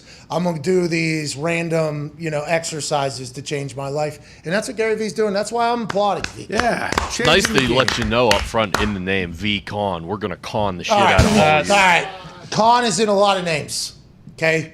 Popcorn. Con Man. Comic-Con. Comic-Con. TwitchCon, which you guys went to that one time. Yeah. Learned so much. Remember, you guys were going to be streamers for this. 100 million viewers. That's right. We're almost there. And, hey, 100 plus now. It's only grown. That's right. Esports is a big deal. It is. Let's talk about some sports, shall we, AJ?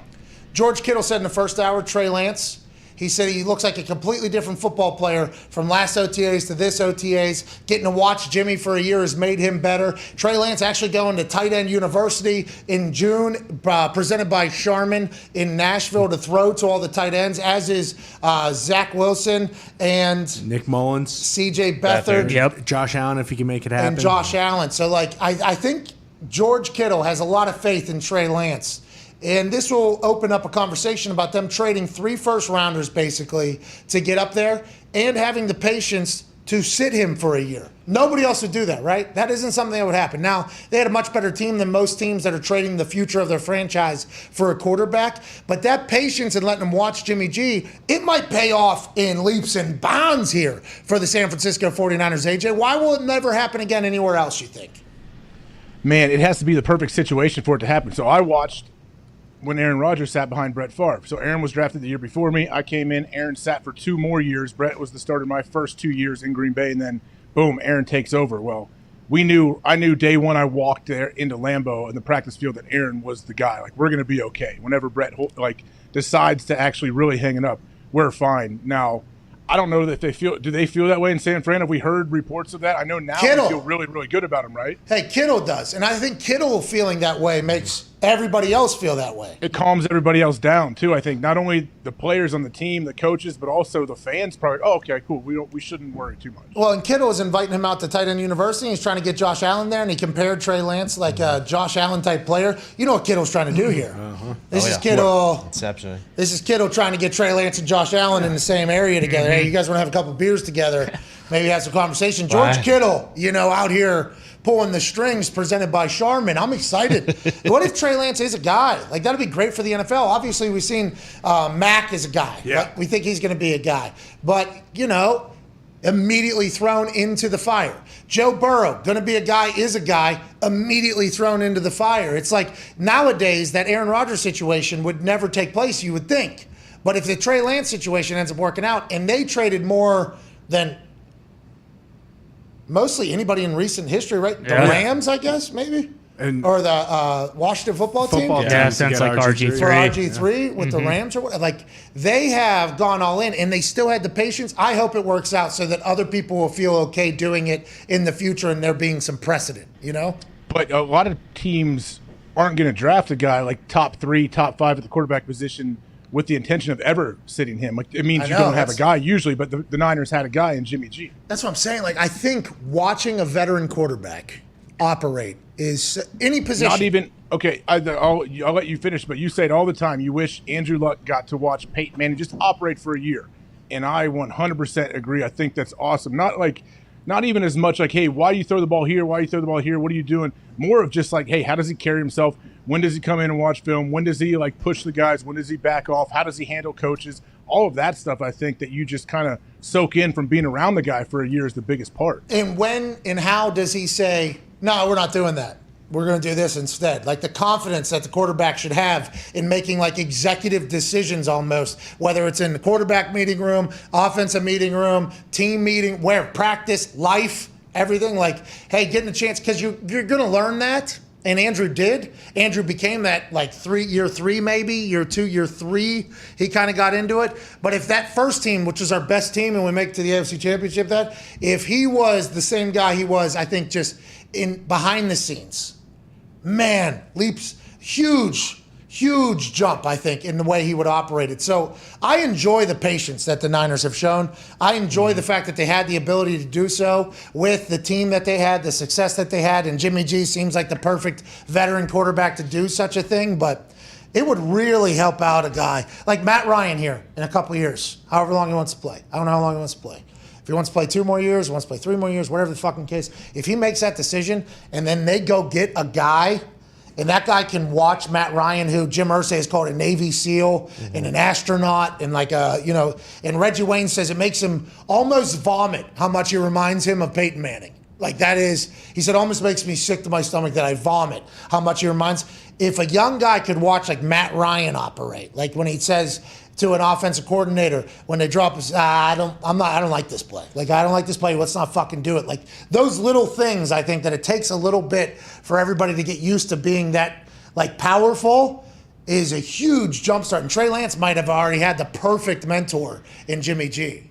Yeah, and you have to know like sometimes like, oh, that's an option. Like I never thought about handling a situation that way. Like you can't even think it up. Like you can't even prepare for it, but it hits you in the moment. Like, oh, okay, I legit never looked at it that way, and then you'll take that for the rest of your life, honestly. Just little life lessons that can be dropped in there by following around a veteran, And that's why you two need to get your asses to beat on. No. I think it's more so like a Herbert situation. Like, hey, you just throw us into the fire. We don't have to really follow anybody. Maybe we have a little training camp, and then right before the game starts, somebody pokes somebody else in the lung, and then you run someone over in the first quarter, and then you take the Chiefs to overtime in your first start. I think What was that, week 4 or week 5?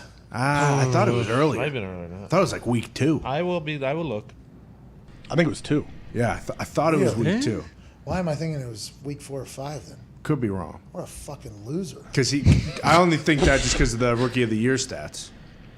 I mean, if he came in week 5 and threw 33 touchdown passes, that'd be unbelievable. Where's Jimmy G going? Where's Baker going? Do we have any idea? Jimmy G, allegedly, Matt Maiocco. Yep. Sounds right. Maiocco. He said that once he is cleared to play, then I think Garoppolo will ask for his release if a trade isn't materializing. That's via Javier Vega. Okay? So Matt Maiocco, I believe he covers the Niners for NBC Sports West or something. I believe so. I believe he is somebody that covers him. He's getting the inkling that Jimmy G will get back to, because he had shoulder surgery. When was that? March? Right after the season. March, I think he had shoulder surgery on his throwing arm that they didn't think he was going to have. Then he had to have, and then that's allegedly what slowed down all the trade conversation because he's still owed like $20 million next year if he's on the team. Now, if they cut him, I think it's none. They owe him nothing. I think there's no dead cap hit as well. So the trade that everybody thought was going to take place with Jimmy G got slowed down because of the shoulder surgery. When he comes back, I guess Matt's saying he's going to say, "Get me the fuck out of here, all right? I'm going to go prove myself." Who's going to pick him up? Like who's looking for a guy right now? Carolina definitely still is. Darnold's their starter right now. Seattle found their starter in Geno. Geno is edging out Drew Lock right now through OTAs, allegedly via a report out of the Seattle Seahawks OTAs. Geno, obviously a veteran, has played more football than Drew Lock, NFL football? For sure. Yeah. Because he remember he had those with the Giants. The Jets. And the Jets. Sorry, yeah. With the Jets. Started for the and Jets. the Giants. Yeah, because Eli was benched. Yep. So Wasn't that Geno that came in for the Seahawks and looked good for a while before he got hurt? Yeah. that first game he came in and went to overtime. Did it go to overtime? No. Fourth quarter he did something. They went to the overtime against the Steelers. Yeah. Yeah, he came in the game and just absolutely. I think he played the game before that, I believe. When Russ got hurt with his mallet finger, Yep. which required surgery, but Taysom Hill said, "Fucking merely a flesh wound." Doesn't matter. Tape it up. Russell Wilson all the way back with the Denver. That team, huh? Oh, yeah. That team could be. Denver? Yeah. They better be. I mean, that's what we talked about all offseason when they acted like, hey, all they are is a stud quarterback away from being a Super Bowl contender. All right, well, now they have to prove that. Even though they weren't saying it. They weren't the ones doing it. It was all the media and people around them. It was the Broncos faithful. Let's ride. But whenever Russell Wilson and Peyton Manning are watching film together, look out, everybody. Yeah, seriously. Look out, everybody. And they have weapons. Like, they have the young running back, Javonte Williams. Did Melvin Gordon go back, too? Yes, he did. And then they got Jerry Jeudy, who we talked to at the Super Bowl, who's awesome. And then Cortland Sutton. The only guy they really lost on offense was the tight end that they had to involve with the trade and sent him to Seattle. We'll be talking to Quentin Richardson here in about 4 minutes about the NBA. Is there any other NFL stuff we need to hit to wrap up this week? Anything? TV. Hey, Greg Olson, #1 with Kevin Burkhardt for Fox official. Yeah. So he's there all year, and then he'll be calling the Super Bowl, too? Huge. Yep. This is awesome. And there's people that were acting like Greg Olson would be pissed off about the Tom Brady situation because he thought he was going to be the next #1 guy at Fox. I'd assume Greg Olson understands it's Tom Brady. Like, there's levels to be who you can afford to be. There's levels to all of this, even if you're Greg Olson, who's a Captain America superhero, one of the greatest tight ends of all time, and very accomplished. This is a big seat, big audition for everybody else, too, right? I mean, this is just a massive audition for whatever next platform's coming, whatever big job opens up. And Greg Olson's going to kill it, I think. I think he's going to absolutely kill it. Hey, I hope Greg's on a 1-year deal with Fox, so if he does kill it, he'll be a free agent after the Super Bowl. Just get broken off. If his agent or whoever did the deal, had a brain, that would definitely be what they would do. The day after the Super Bowl, I am a free agent. Oh, could you imagine sitting there and then Apple just announces that they're going to get a game or something? Yeah. Thanks, Greg. Welcome to Apple. We're paying you $40 million a year, $30 million a year, $25 million, whatever the fuck it is, to be our head person. Drew Brees, I guess, via Andrew Marchand of the New York Post, will have a possibility of becoming the #2 Fox booth. And if, this is probably going to be his best and maybe last chance to have a big NFL broadcasting career.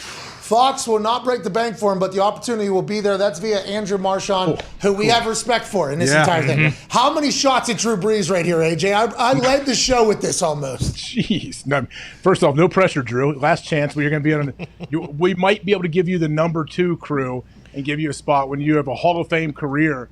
I mean, this just shows you there's not that many gigs out there to take if you want a big network gig. And I don't know, man. I don't know what Drew. What do you think he does? Well, I think Drew reads this and goes, "Oh, this is definitely from Fox leak to Andrew Marchand here." Listen, if Brees wants to have a big NFL broadcasting career, this is probably going to be his best, maybe last chance to do it. Is Drew going to die in the next year? I know. Why? Why is it this? Now or never for Drew? We just got to write him off if he doesn't make it right now. What if he fucking stinks and they write him off and then he starts a podcast 5 years later in a show and it's incredible and then he does his own thing? I mean, I think he's talking about just in the current state, I guess in the current times in the next year or two. But I thought he was good in the studio. I guess on Notre Dame games and the NFL game where he got his shit retired at halftime, which is kind of awkward, I guess. I don't remember thinking Drew Brees is absolutely terrible at calling games. If he's possibly the #2 guy, though, with Drew Brees' resume, he's got to be pissed off about the way he is being chatted about at this moment, right? Because we see other people that are calling NFL games, and we hear the way they call games.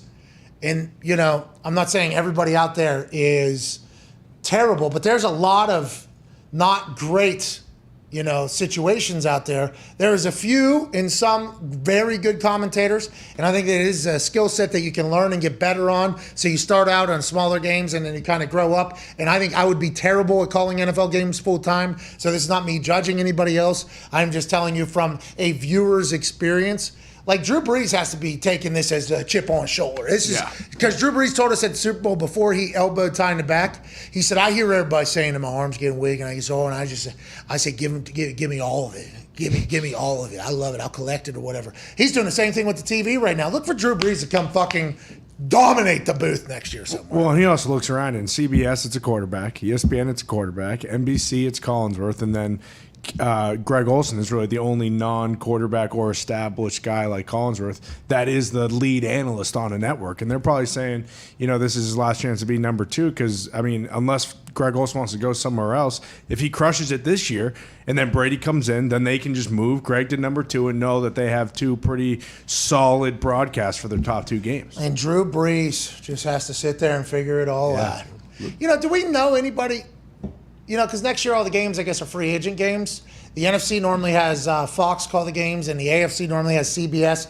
Next year, I guess every game is free game for networks to pick and schedule and everything. And I think it's because Tom Brady is going to be in the booth, and they certainly want Tom Brady to talk about the AFC, especially with his, 18-year run or however many year run with the New England Patriots. I'm not sure of that. This might have been in the works for a long time, but certainly want to hear Tom talk about AFC games, even though he's going to Fox. So every game is a jump ball. Ari Mirov reported from somebody else that reported from somebody else probably. But that's a fascinating thing, too, whenever you add Who decides who gets what game, though, like the big games? Probably bid on him, right? Probably are they bidding on – but the package is already – they already paid the money. Are they going to bid on individual games now each week? I don't know about bid, financial-wise. I think they probably just, talk about where they would slot some games. If it was to be on their network. Yeah, that's weird how that's going to work. Maybe we'll get one of those media people on here next week and we can ask them. Yeah, that has to be because Tom and AFC. Is it like a draft each week? Okay, Fox, week 1, you get first pick. Week 2, CBS, you get first pick. Which game do you want? They just go back and forth. That'd be sweet. They'll make money off of that being selection a show. Yeah. That would be. Well, how would the flexing work, though? Because what if NBC's every single week get. just we want that game, actually, so. There's so much money involved. I'm sure they have a plan in place. Yeah. And somehow they're going to make more money with this, by the way. Yeah. They're going to get more money from these networks to get certain games. Oh, well, we didn't expect that, so how about an extra $2 billion? Well, that's why Monday Night Football works, because they are also Fox. ESPN is also Fox, so really they... No. That was debunked. Oh, it was debunked. Yeah, that was debunked. Okay. International, I think. Only certain parts of Fox are owned by Walt Disney, who also owns ESPN. Okay. Joining us now is a man who is the owner of the Knuckleheads podcast, which is an incredible podcast. A man who has become a friend of the show, which we appreciate mightily. NBA OG. You've seen him on ESPN. You've heard him chat here. Former three-point champion. Oh, yeah. I didn't know that. Beast. Guy's got a stroke. Ladies and gentlemen, Quentin Richardson. Yeah! What's up, man? Appreciate you guys as always. Hey, you can still shoot, huh? Yeah? Always got it? Yes, sir. Yes, sir. Always. Any hoop, outdoor, indoor, double rim, doesn't matter. Always got it for the rest of your life, you think? I believe so, yeah. Least favorite rim, double rim? Absolutely. Okay, it beats me up too. So yeah, it beats up a three-point shooting champion. It beats me up as well. Hey, what's going on with Steph as a shooting guy? And this is the thing. Steph Curry, greatest shooter in the history of the game, has broken all the records, changed basketball, I think, fundamentally from kids all the way through the way strategy is. And I might be wrong in saying that. You can tell me that. But once he starts missing these free throws, everybody goes, oh my God, has Steph lost it? What do you think it is? Is that in between the ears? Is it because he's still on his way back? Do you think he gets out of it? How do you judge another shooter like that as a great shooter in the past? I think like anything else, sometimes you just miss. And I think that he's such an elite, and he's, like you say, he's the greatest shooter of all time. Like if he misses anything, let alone a free throw, we like, oh my God. I feel like every time he shoots the ball, it's going to hit. So I think it's that kind of like that knee-jerk reaction that it's actually Steph, and he's actually missing free throws. A guy that shot like 90+% for his career, probably for his life. It's so shocking to see him miss. I just think that's all it is. He'll come back and start hitting. That's good news. Do you think the Mavs are going to be able to win championships with Luka and kind of the style of basketball they play right now? I think they should. Right now, look at what they're accomplishing right now. Nobody expected them to be in the Western Conference Finals, and that's completely and totally on Luka's back. He's taking that team as far as they've come. And obviously they've had some guys, Jalen Brunson has played unbelievable, Spencer Dinwiddie, Keebler and Powell's, Reggie Bullock. They've had guys step up and play huge, but make no mistake about it, they're not here without Luka. Whenever you think about that game, Jordan Poole, hey, I mean, Wiggins is starting to make shots now. Like, Steph had 21 points the other night, and they won fucking by 30 or something, by 20 or whatever. That team is stacked. Is it expected for them just to win the entire thing? And has it been that way the entire season? It feels like it was pretty obvious almost at this point. I think it's kind of, for me, in my opinion, it's been up and down the whole season. I think that's been the great thing about the season, that I still right now can't see a clear-cut team that's just out of the way going to win. I mean, I still feel like this Warriors and Mavs series is still very much a series. Obviously, with Boston and Miami being 1-1, I think that's still up in the air. But I think Golden State, man, they hit a situation where they had guys out, and they were kind of in a bad situation where they got high picks and got a chance to retool with some young guys, and then these guys still came back. I mean, nobody expected Klay to be back and be able to play as healthy as he's been and be as strong as he's been. And I mean, everybody knew what Steph and Draymond were. It's kind of like they got the band back together, but they added some youth. And Jordan Poole has been, at times for this team, he's been their best player in different games. Is Steve Kerr considered like a great coach amongst the basketball conversationalist people? I think so. In my opinion, he is. I mean, because I think everybody knows, Mark Jackson set the table for him, but I mean, he could have easily came in and screwed it up. I mean, he needs to be given credit for that, not screwing it up. And also during that same stretch, developing and getting his own, his own type of system put in there and developing his own identity as a coach and things like that, because all coaches that step into those situations don't always succeed like he did. So before we move to the East, are Lil Wayne and Mark Cuban all right? Is everything okay there? Do we know? Because Lil Wayne, the last we heard, and it was a deleted tweet, Lil Wayne told Mark Cuban, "I will fucking piss in your mouth, ho," I believe is what Lil Wayne said to Mark Cuban. Yep. That was deleted. Is that because they're back on good terms? Do we know anything about the inside workings of their friendship now? I hope they solid, man. That was definitely a pretty harsh statement right there. But I mean, I think I saw something on the social media saying that Mac Main saying that they talked and they were solid. So I'm hoping, I'm a peaceful guy. I promote peace. So I hope everything is all good. See, I like the controversy. I like the drama. As long as I'm not in it, I like peace. But if I'm not in it, it's going to happen. I'd like to see it. Like Jimbo Fisher and Nick Saban yesterday. I couldn't have been more happy. Yeah. I couldn't have been more. I'm like, yes, this feels real. Lil Wayne and Mark Cuban felt real. I like the fact that they're businessmen, though. Hey, let's get past this. We don't need to be doing this. Let's get to the East here. Have you seen the conspiracy that Jimmy Butler is Michael Jordan's son? And follow up, are the Celtics, whenever they're healthy, the best team in basketball? I haven't seen any conspiracy about Jimmy being MJ's son. Look into it. Look into it. It's very deep. It is. Damning. They present quite a case. Yeah. That's crazy. That's a real thing. That's not a joke right there. Yeah, well, kind of. It's definitely some validity on the internet, but since I just said that, also a joke. So it's kind of in the middle. You look at it, you'll enjoy it. But are the Celtics, when they're healthy, best team in basketball?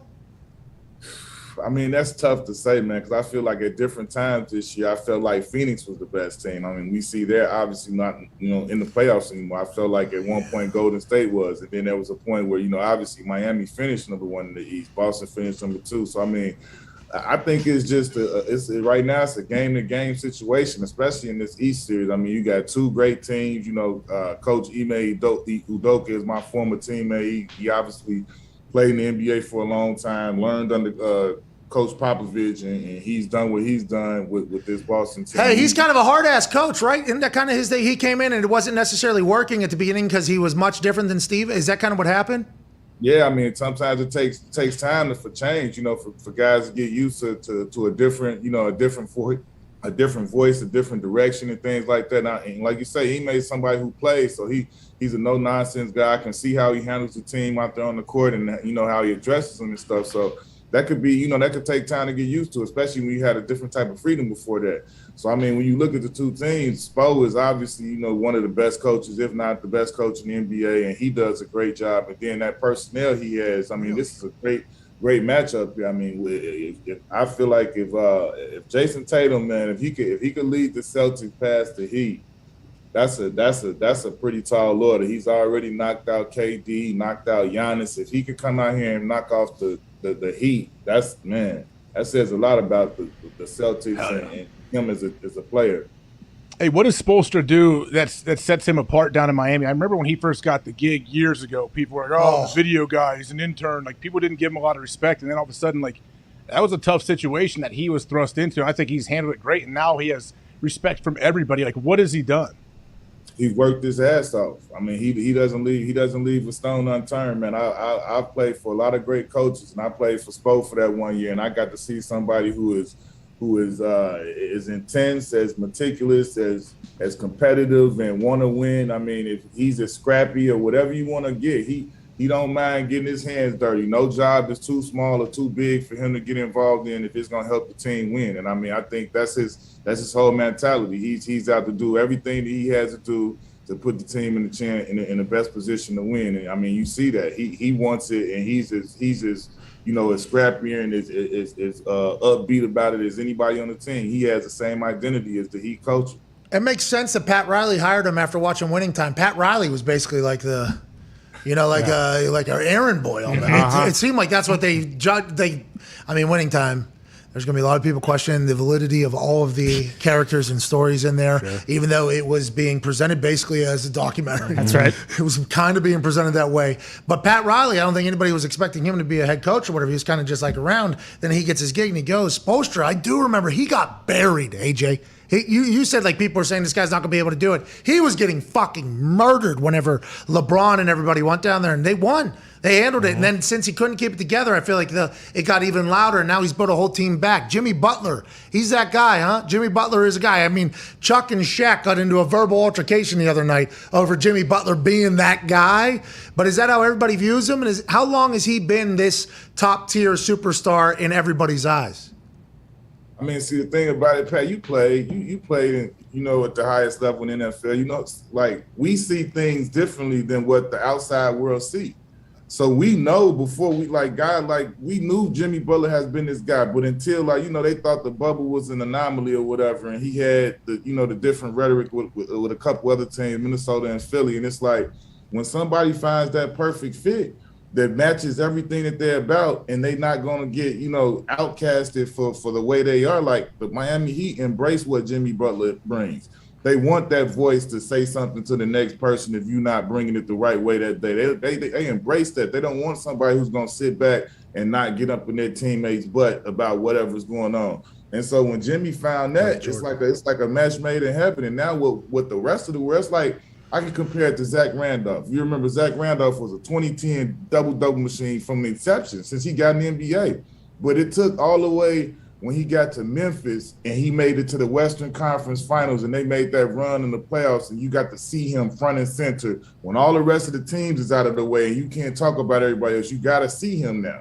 That's what's happening with Jimmy. You're getting to see him on front stage, front and center, and he out there balling. He's doing the same things he always do. I mean, obviously, his scoring has been up, and he even spoke to that. Like, he's not a player that's going out there trying to score 30 or 40, but he's going to do whatever it takes to win. And everybody knows that, offensive and defensive side of the ball. Anybody that plays the game, everybody's been recognized that about Jimmy.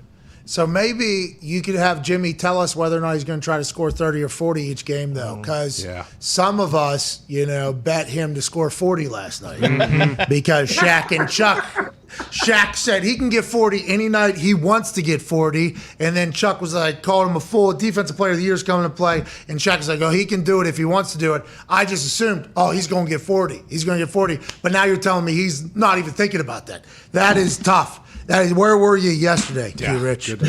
Where were you yesterday? Go ahead, Connor. Yeah, for the Ime Udoka and also Jason Kidd, Steve Kerr, for you, do you think players kind of rather have a coach that used to play? And also, is it true that LeBron went to Pat Riley and wanted to run the team and basically said, that's not happening, Spoelstra's our guy, you're not firing Spoelstra? I don't know about the LeBron and the Pat Riley thing. I wasn't there during that time, so I can't truthfully speak to that. But as far as would players rather have a former player as a coach, I think it's situational. Because I mean, I could absolutely see myself wanting to play and loving to play. Like when I was in with the Clippers, Dennis Johnson was our assistant coach, and I loved DJ. He was like a older brother, big vet to us, and he showed us a lot of the ropes. But I had great coaches, man. Not all of them played in the league, but they were all really, really great coaches and good people. So I mean, I think everything is situational, and it's hard for me to say I would rather play for. I mean, because there's some ex-players that you might play for and you might not like them. So, I think that's just, I think it's a situational thing. It's same thing in the NFL, by the way. We're starting to see more ex-players coaching, which is good for the game, I think. But not every ex-player is a good coach. Like, that is just... Is everything all right? Did something just go off over there? LeBron? Was that LeBron texting you? Was there a siren that just went off over there? It's all good. Okay. Go ahead, Ty. Q-Rich, a lot of people were reacting to what Pat Bev said about Chris Paul on TV, and some former players came to his defense. But when you look at a guy like Chris Paul, do you think is he just snake bit? Is he just one of those guys that is probably never going to win a championship regardless of how good he is? Like, because it's almost comical how he gets to the precipice of going to the finals every year, and then his teams just somehow choke. Like, why do you think that is? Listen, the thought or the idea that Chris Paul is somehow snake bit is laughable.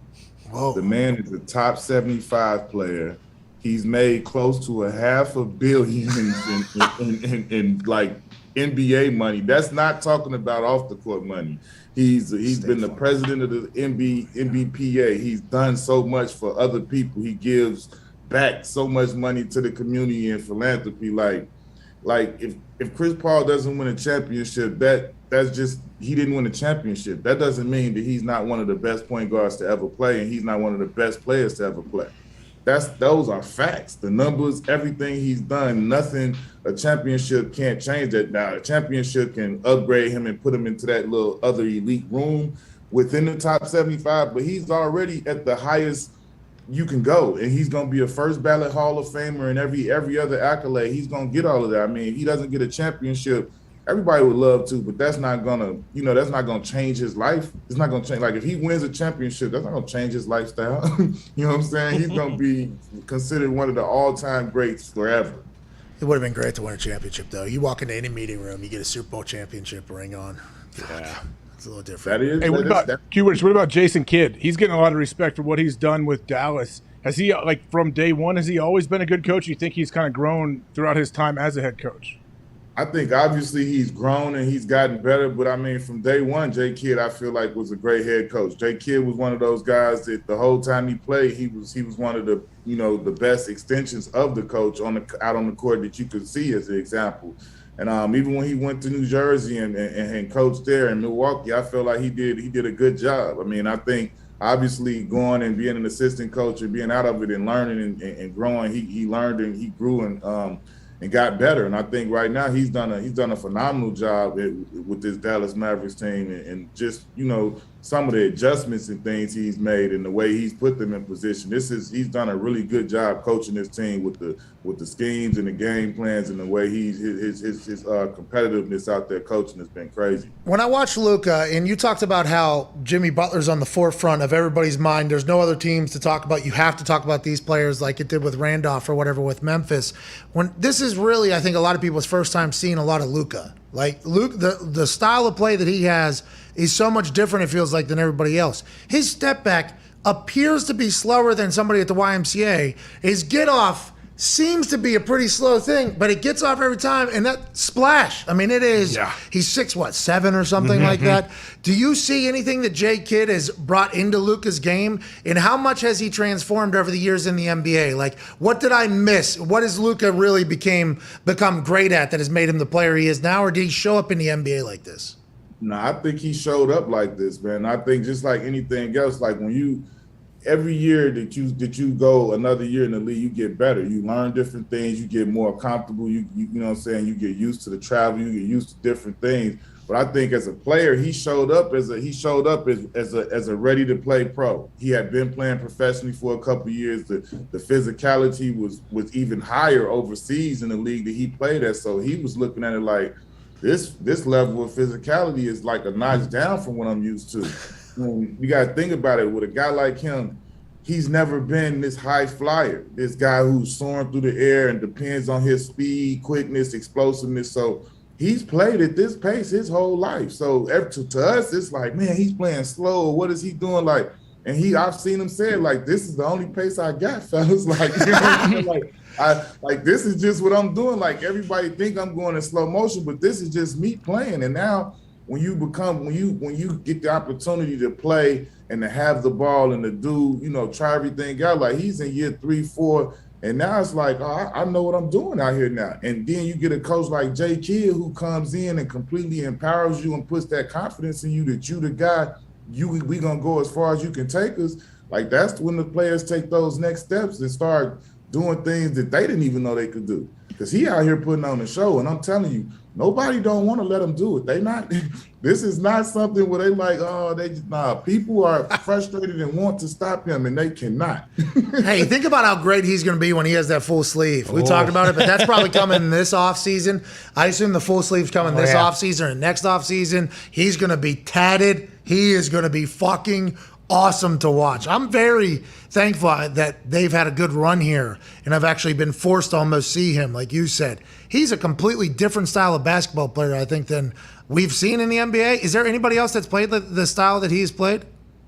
Not really. I mean, I kind of liken him to a souped-up Paul Pierce, because Paul Pierce was kind of like that, where he didn't, but Paul kind of had more explosiveness to him, but he plays even more on the ground than Paul. But I mean, his ability to maneuver and manipulate the defense and the players and the scheme at such a pace is crazy. He's never hurried. He's never taken out of his own comfort zone and stuff like that. And then he's 6'7", 6'8", so most people in his position, he see over. He can make passes and make different shots over those guys. Go ahead, Tone. Yeah, Rich. Talking about Luka, and we talked about it the other day, like the first 3 possessions, I believe he saw Wiggins on him, and then Clay, and then Draymond. How much do offensive players hate when they just see a different guy on them each possession? I mean, it can be tough because especially like those guys you name, and they throwing out different good defenders. It's not like you're just throwing anybody on them, so they getting different looks, and it's tough for you to get comfortable because, I mean, he's a guy that kind of plays and he feels things out and sees how it's going. So when you throwing different looks at him, it's kind of hard for him to fall into a comfort zone and see, a steady, consistent look. So I think that was a great move by Steve Kerr, a great coaching move by throwing different looks at him and not trying to let him get on balance with anything. I think the Warriors going to win it all? It's tough for me to say that right now. I think both of these series are up in the air. I mean, if I had to be pressed, I would go with the Warriors and they experience over the the youthfulness of the Mavs. But I wouldn't be surprised if the Mavs, if Luka go nuclear and he make it a series or he take the series. Because I mean, I think he's good enough to do it in this series. Man, the NBA is in a good spot, it feels like. Games are exciting. There's so much talent. What are you going to say? You got one for I got one. Yeah, go ahead. Q-Rich, what do NBA guys think of like the Chet Holmgrens, like these really tall dudes who can handle? And I know there's another guy over in France who's kind of similar, who's a 7-footer, but he kind of handles like a point guard. Like, do you guys think that'll actually work, or do you think he's too small and skinny for the NBA? I can't speak for everybody else, man. I'm of the mindset I'm always wishing all of these guys well and hoping that it does work out the best for them. I mean, you hear the comparisons to Kevin Durant and other players like that. I'm always looking at it. I mean, I think everything is a situational basis. I don't think, it's fair to really compare somebody to whether somebody got hurt or things like that. So, I mean, I just wait and see, man. Wait and see. And I wish all these young guys the best, be healthy and have good careers and go in there and make all the money they can make. And then start an incredible podcast like the Knuckleheads podcast and continue to do it for the rest of your life. Ladies and gentlemen, absolute stud, 13-year NBA vet, Quentin Richardson. Thank you, Q-Rich. Yeah! Thank you, man. Situations are situational, AJ. Like in all sports are saying it. Wow. They are. Look at you. I mean, your message is spreading. Well, it's not it's just... I'm just lucky to be the first person to word it in the fashion of the 100% true situation that happens in a lot of situational situations. I mean, it pains me to agree with you, but yeah, it's very true. Well, the first 2 months of it, would do super it. against. No, I didn't say So I didn't annoying. poo-poo it. I just laughed at. Yeah, you did. You were Yeah, poo-pooing. It was your delivery. You poo-pooed my all over it. my idea there. My quote. Yeah, you did. One time look actually at, look said at you then. situations are poop. I'll come around. Like I'm not going to stick and stand by something just because my ego gets in the way. I agree with you. I think you're right. Hey, me too, by the way. I'm the similar type person. I thought about this the other day. I can forgive myself for being wrong too. Like, I think some people, that's why they don't ever listen to other people who are potentially right and they're wrong, because they will then sit with that forever and they'll think about it. If I'm wrong, I'm a big well, yeah, I was wrong. All right. Yeah. All right. Hey, gonna make more mistakes probably, Pat. Fucking all right. Let's just keep it going. There's people that can't do that, AJ. You should be able to forgive yourself. Hey, if I was running VCon right now, if I was speaking out there, I'd give a speech about forgive yourself for fucking up. That's a big thing. Like if you're wrong, you're gonna have to mess up. If you don't make any mistakes, that just means you're not doing anything. That's right. Yeah. I like being you're not wrong trying. more. VCon. Hell yeah. Shout out. Why Gary Vee gets so much play on this show? Bro, it's because earned it. It's his Super Bowl weekend. He is the internet. Yeah, he has earned it. He is the internet, dude. Everybody on the internet has had a Gary Vee time. His competitive, do you call it competitive stamina? Yes. He has, endless competitive stamina. He has it in bunches. 99 rating overall. Absolutely. Maybe a hundo. True. Yeah. Might be a hundo. Speaking of 100 competitive stamina, Bob Carpenter might be at 115 with that Aspire Nutrition Health place. Holy Aspire shit. Health that is helping him out in the mornings with his workouts that I see. 215? Yeah, 215. Is that okay? Yeah. Why? I texted him. What did he say? Did he say he was coming on? 215 is good to go. Yeah. Okay. Okay. He was one of the only people to talk to Nick Saban yesterday. Yeah. Talk is a Well, we'll talk to Tony. General Bob about it. We'll talk to General Bob about it. We'll be back in about What was 4. he about to say? They didn't fucking ask him anything. No. Yeah, I did Bob's show this morning. He was like, well, he was very, he didn't say a whole lot about it, or he was very, complimentary or apologized at first. Listen, General Bob's very focused when he's on air. He did say that I shouldn't have called anybody. Nick Saban did apologize, said I shouldn't have called anybody out, so they did get some clips. But, I texted General Bob while it was happening, and I said, hey, listen, Bob, I know you and I don't know each other like this, but if the last question of this fucking interview isn't, are you and Jimbo going to shake hands after that October 8th game? Just to get that answer, see what Nick Saban says. What are you guys doing? And then he texts me afterwards and says, sorry about it, basically. He's the man. I didn't know General Bob does that off-campus show. Yeah, he does a lot of different stuff with Sirius. He bounces around. So he does his morning show in Columbus, then he does a bunch of Sirius shows. Is he just on a microphone all day? Why can't we hear more of him? Yeah. Got to tune into Sirius, which this show is on. Yes, it is. Hell yeah. Yes, it is. But for how much longer? We're back in 4 minutes. We love our Sirius listeners. Love you. Don't know who you are. Have no clue who you are. But I appreciate the hell. Have no idea how many of you there are. Appreciate the hell out of all Ians or none of you. Honestly. Yeah. Could be 0. Could be a shit ton. That's right. Have no idea. Hope you all are having a fantastic listening experience. Trying to hit the heart out this hour, though, for you guys specifically. Yeah. So we're going to get to a break now. On the other side, we'll do 5 Hour Energy phone line and also cover any updates that have happened, like Justin Thomas is currently in the lead. Yeah! 6 under. He has finished his round. Rory McIlroy tees off here in a bit. It's getting windy at the PGA Championship. There's a lot of money to potentially be made gambling. We're back in 4.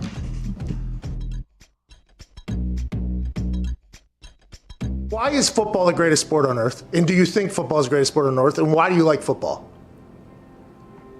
That's a really deep question there, Pat. I know. I think I'd get a good answer out of you, though. I think you'd be able to talk about it in a way that I think a lot of people haven't, because you've been at the pinnacle of it for so damn long and inside of it.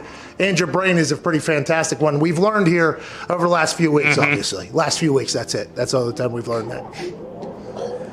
I think it's the greatest sport in the world for one main reason. It is a true team sport where it is damn near impossible for one person to dominate an entire game. If you look at other team sports, basketball with 5 guys on the court, I think you've seen multiple players over the years. Maybe one player, maybe 1 or 2 players on a squad be able to dominate and win championships. Baseball, you can have a dominant pitcher and win championships. Soccer, you can have a dominant forward and or goalie.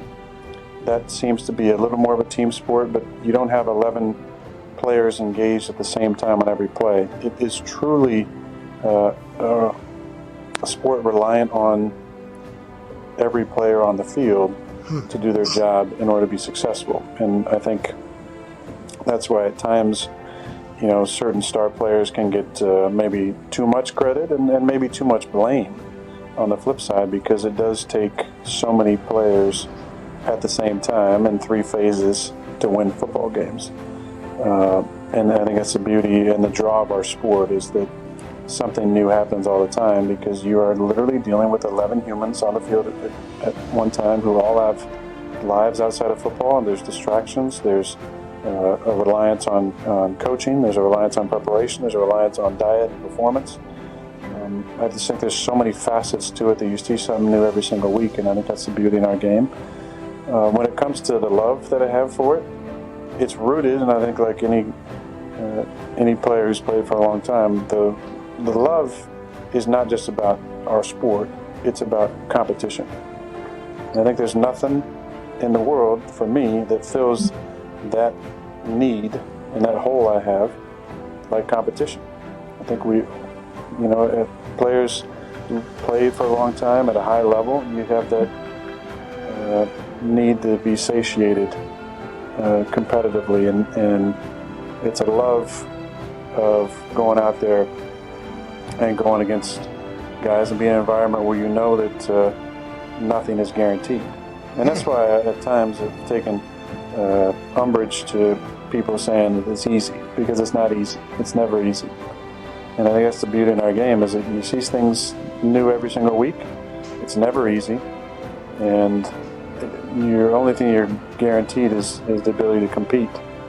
I love that aspect of it. I love competing.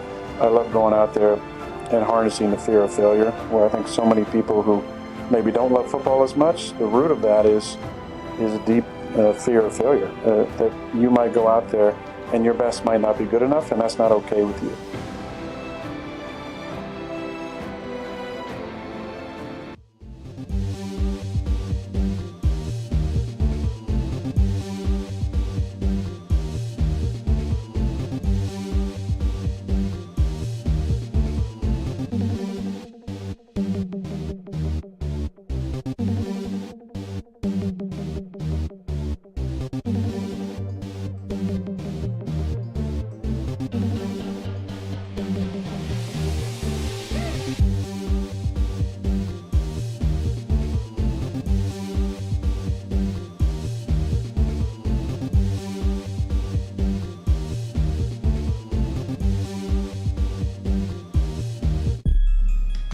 Better than what we thought.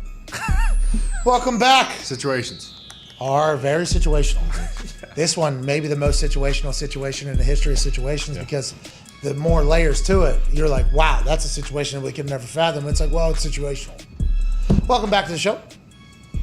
Hour 2 wrapping up here. Just got off a great conversation with Quentin Richardson, a 13-year NBA vet, who is a great conversation every time, AJ. He's awesome. That's why his podcast is successful. He's very good. Never met him in person. Feels like he, just gets right into the convo with us, though, which I enjoy. Not everybody's like that when they come on the show. George Kittle, first hour, incredible conversation. Yeah.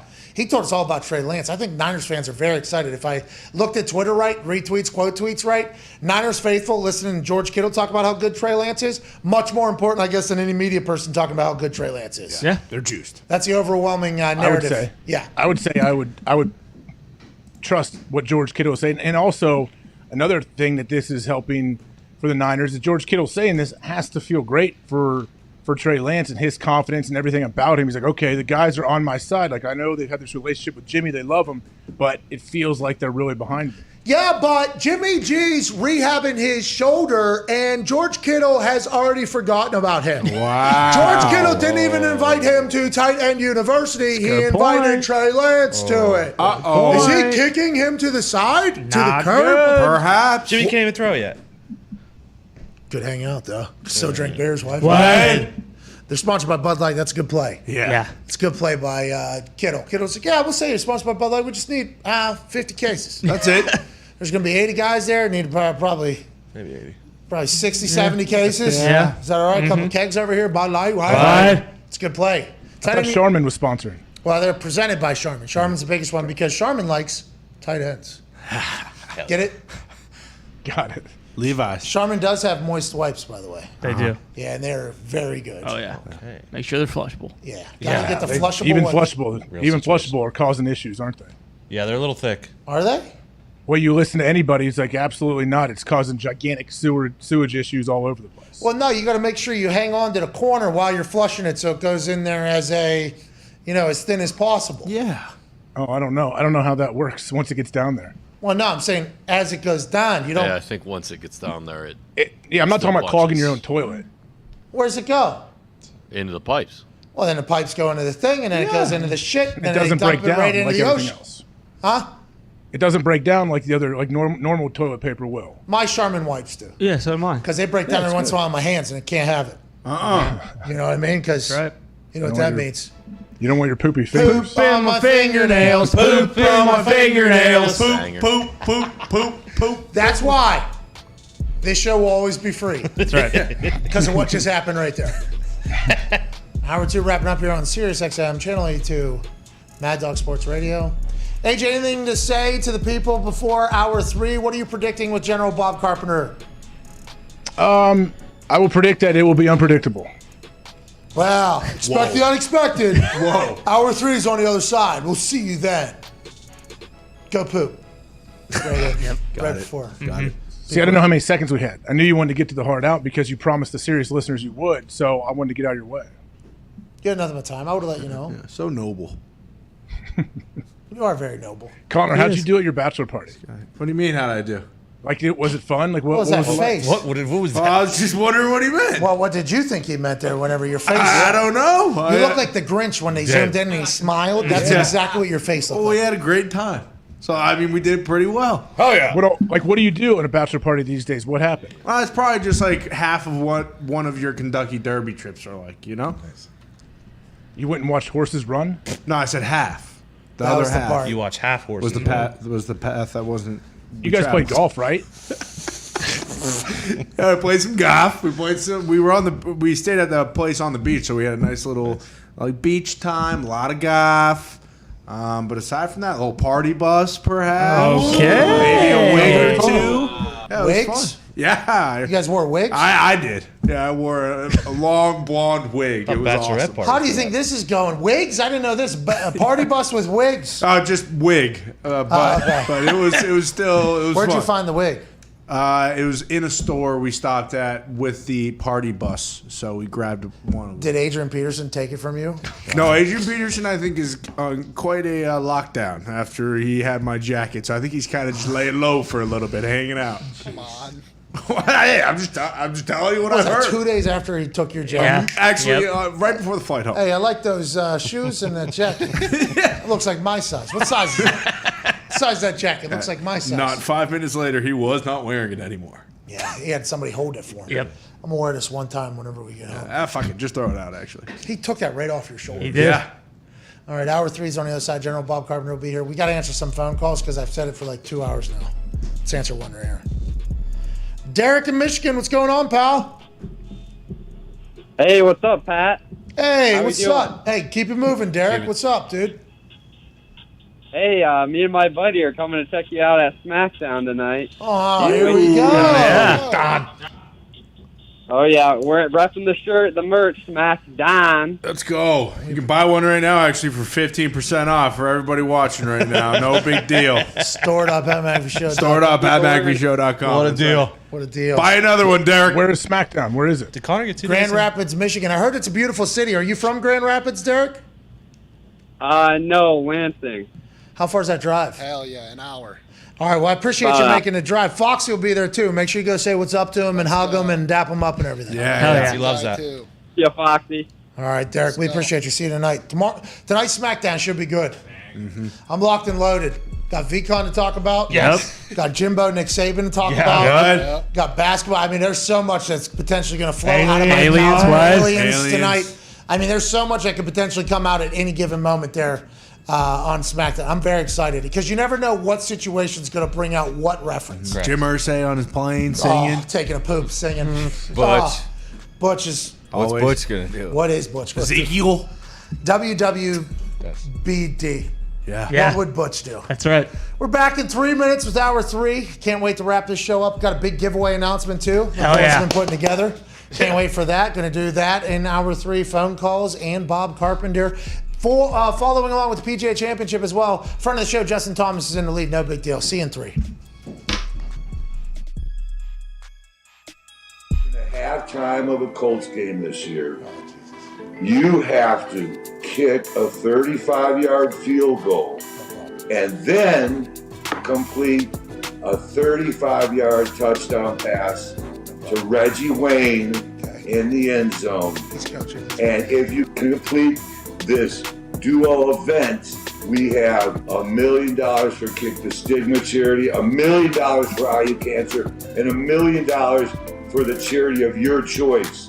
But no failings out there, young men. The crowd will be there. The pressure will be there. You missed, they'll be talking banter Jeff. You missed that. We're going to do this if you accept. Yes, I accept. What are we even saying?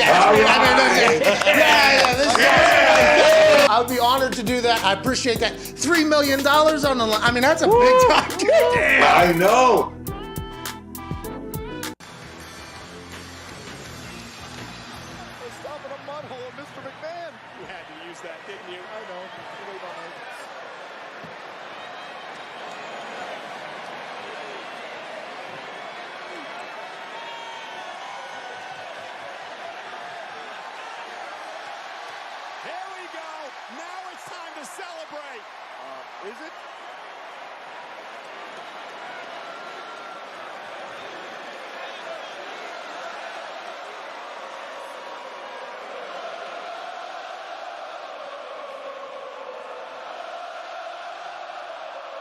What a moment. Can you imagine?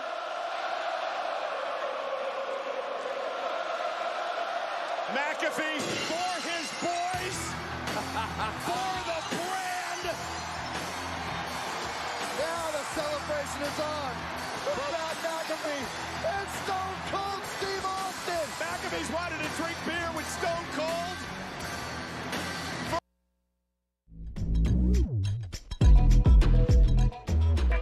The Pat McAfee Show. There'll be no rules for our guests, for us, for the things we could talk about. Speaking his mind. I've never had a problem expressing my opinions or my thoughts or anything like that. While being relatable. I haven't had that manufactured fake-ass celebrity that a lot of people have whenever they go on those big networks. I've had a chance to really build my crew, build my following, build my audience. And ridiculous. What am I supposed to do? So I'm supposed to look at something that I can definitely afford and say, nah. Is that what I'm supposed to do? The Pat McAfee Show starts in 3, 2, 1. Welcome back to that show. Hour 3 on this VCon Feel Good Friday, May 20th, 2022 is kicking off with a massive breaking news. Yeah! AJ Hawk to my left. He is obviously a college football national champion, a Super Bowl champion, Ryder Cup champion, COVID survivor. Wow. The toxic table is here at Ty Schmidt, at Boston Connor. The breaking news is that one half of the Hammer, Dahn Cowboys, Tone Diggs, has just received his favorite shirt of all time in the mail. Tone, tell us about it, pal. As you know, since we first met, Elias's younger brother, Ezekiel, I have taken to Ezekiel. Yeah. So it was only right that I got the new fresh Ezekiel merch. And what's the other side say? Fucking who wants to hear Zeke speak? Oh, wow. Wow. It's a new one? Just arrived. Yeah, need one of Literally those. seconds ago. I know. Run that one more time. Come on, it's Ezekiel. I know. How many I knows did I say in a 3 to 4 seconds? Now, Tone Diggs, myself, and Franklin Moraldo did graduate from the same high school as Elias. Mm-hmm. And did he go to boarding? Did he go to boarding school? I don't know if you ever made it through the might Plum. have been a prep school situation. You see the way he dresses? He's not from Plum. Yeah, true. Well, Too wholesome. From Plum. From Plum. Didn't go to Plum High School. What class did he graduate in? Do we know? Well, he's younger than Elias. Yeah, like 23 2013, 2012, around there. Nah, You tell me he's that young? Yeah, I think. young. Yeah, I think He's probably- young. Probably high school class 2018, maybe 20. Yeah, I mean, he doesn't have a beard, so I mean, he's got to be 2017. Yeah, He's 24, probably 22. 22, yeah. 25, maybe. Yeah, maybe 25, yeah. So what'd that be? That would be 7 years ago. 2015. Class of 2015. Okay, makes sense. Yeah. Maybe you should go check one of the old yearbooks from that year. Well, he didn't go to our Plum, school. Yeah, so- can you listen? You could tell by the way okay. he's dressed and the way he acts that he did not go to Plum. He seems to be too pure, Too wholesome. too wholesome. Nice. He did not attend the schools that we attended, and Elias attended. If you saw it, Elias had a lot of miles on that body, Yeah. on that face, and Battle those songs. Yeah. Can we find Elias? I'm about sick of Zeke. Oh, fuck you, dude. Get him out. Hey, what is that about? I am sick of the guy. Turn him Why? off. Mute What? his mic. He just got his shirt. Wait, What Mute the his mic. Fuck. He'll be back. Elias will come knock him out. Come back. Thank you. No, you don't know that. We don't know. We hope. Actually, I don't know if I hope that. Yeah, I love Zeke. Zeke is quick in the ring. I don't know if Elias will be able to take Zeke. Yeah, Elias was a little bit of a mauler. Zeke Exactly. seems to be a little bit quicker. Older brother strength, though. They're going to be a tag team. Styles make fights, right? Well, you're 100% right. The International Ice Wars this weekend will face the biggest biggest brother facing brother fight since Undertaker and Kane. That's right. Couldn't even imagine what Elias and Zeke will be like. Oh my Bloodbath. God. Hopefully they're on the same side because hopefully Elias is proud of Zeke. Oh, brother Yeah. tag team. Yeah, hopefully. That'd be sweet. Let's go to the phones before General Bob Carpenter joins us here in about 10 minutes. 5 Energy phone line. Go to 5energy.com. Use promo code McAfee to receive 10% off your order of all the incredible flavors that 5 Energy has. Listen, they'll deliver it right to your door, and guess what? Boom! 5 hours energy. Hell yeah. Jimbo Fisher took one right before he did that press conference yesterday morning. Yes, he did. He said, well, fucking call a press conference. I don't care what time it is in the morning. I'll take my 5-hour energy cherry or tropic blast, and I'll be ready to go, and I'll fucking burn that motherfucker down. Okay? Nick Saban's called me. I ain't calling back. Fuck him. No way. Nick Saban actually told our guest in 9 minutes that he did call Jimbo Fisher, and Jimbo Fisher has not answered or whatever, so he's even recognized that it's a bad relationship.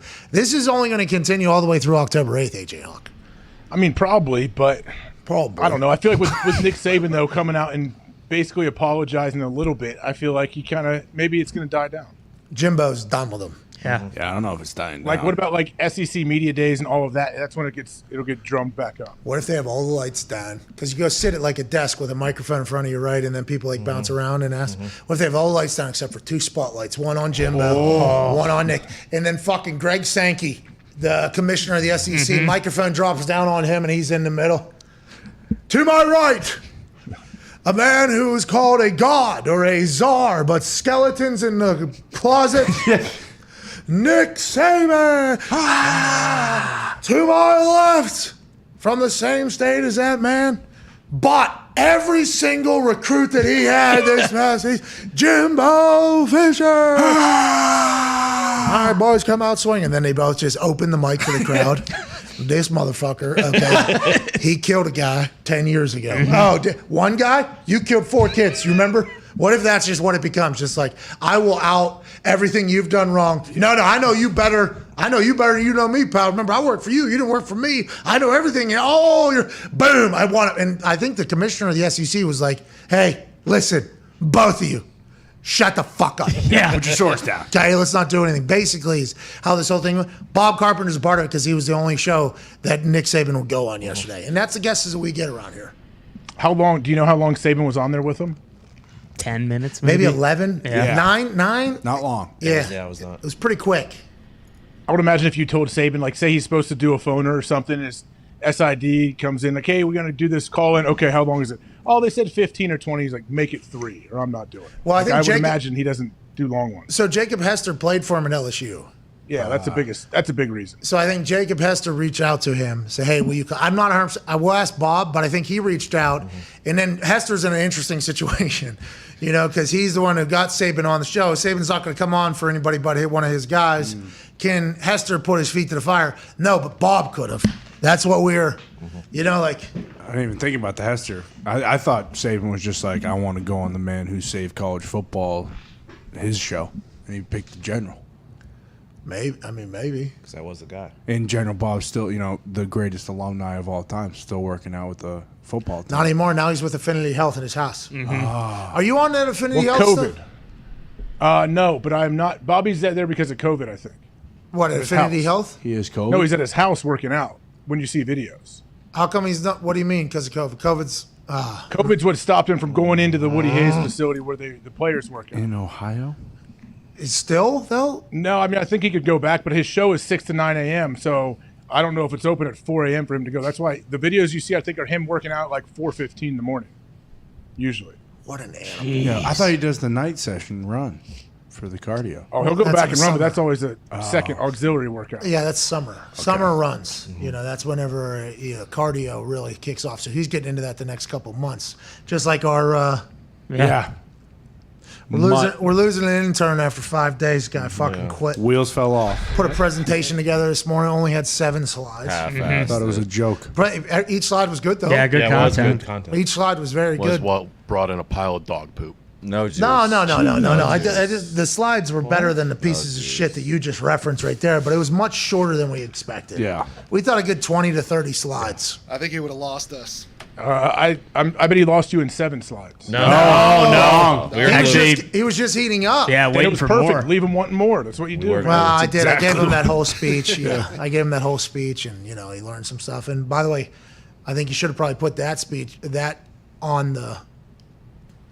on the deck now. That really finished the entire internship because he learned a lot of stuff today too. Yeah, and we also said he kind of really dropped the ball on a song that could have been playing behind the entire show. Theme for the week should have been on. I'm in a hurry to get things done. Get in a hurry to get things done. All I really want to do is lay down. I'm in a hurry to get things done. You guys fucking stink. How do you not know the words of that song yet? You played it. No, I know you know. I swear I I'm never talking heard about that you song. two right there. That song has been played in this office 250 times this week, maybe more. Literally in this office. Yeah. The amount of Alabama slander that has been coming out of a lot of mouths around here, not knowing that song existed right there, it has just been on repeat all week. So I do believe that is something that should knock down the grade a little bit on that presentation. Yeah, and I mean, the kid gave himself a goddamn B. What does he fucking think this is? Did he? I didn't remember that. Was that At some point this A+? week, he gave himself a B, so I just assumed he carried that with him every single day. B+? That was Jake, by the way. It wasn't Ty. Okay. Ty was the one that did the presentation today. Okay, so he Ricochet got what? shot to mid. I kind of liked though. Yeah, don't throw away the donuts. That was awesome. So we got like a D- though without the song. That was a tough situation. I mean, now that I'm thinking about it, the song should have been on there. Got like a 60, 61. Hey, how's Nick doing with the Johnny Depp trials back on? D-. Is it? Yeah, it is. Yeah. I don't know. I haven't really paid much attention. I thought that was over. It's back. It's still going No, on. they took like a sabbatical. Now they're back. Zito's been following it much more in depth. I don't know if he's reporting it accurately, but he is all over What it. do you mean it took a sabbatical? Wouldn't the jurors then have a chance to be tampered? They're always like going. They were never sequestered. It's like Amber's PR team or whatever for that like little period where she was. She fired him, and they got new ones. So they took a sabbatical Like to a get a week. new PR team? Yeah, for like a week. Yeah. What the fuck's this? Is that even legal? I mean, don't know what? if that's why. I know. Johnny Depp's rumored girlfriend, who's also the attorney, absolutely eviscerated Amber Heard on the stand yesterday. Did she really? Yeah, destroyed her. Jeez. The judge actually had to step in and What say, is this? 50 million? Is it that much? 100 million. 100 if she wins, 50 if Depp wins. Holy shit. That's a lot of money. So I didn't know that. Wait, do they each have enough money to pay the other if they lose? I would assume not. This is bankruptcy immediately for whichever one loses. So there's a lot to fight for here. There's not going to be any money. Johnny could just do another Pirates or two, and he could. No, he said he would never do it. That was actually under oath. I know. He said, I would never fucking do another one. They're actually redoing it with somebody else. Yeah. Oh, no. Who is it? What's her name? From Wolf of Wall Street.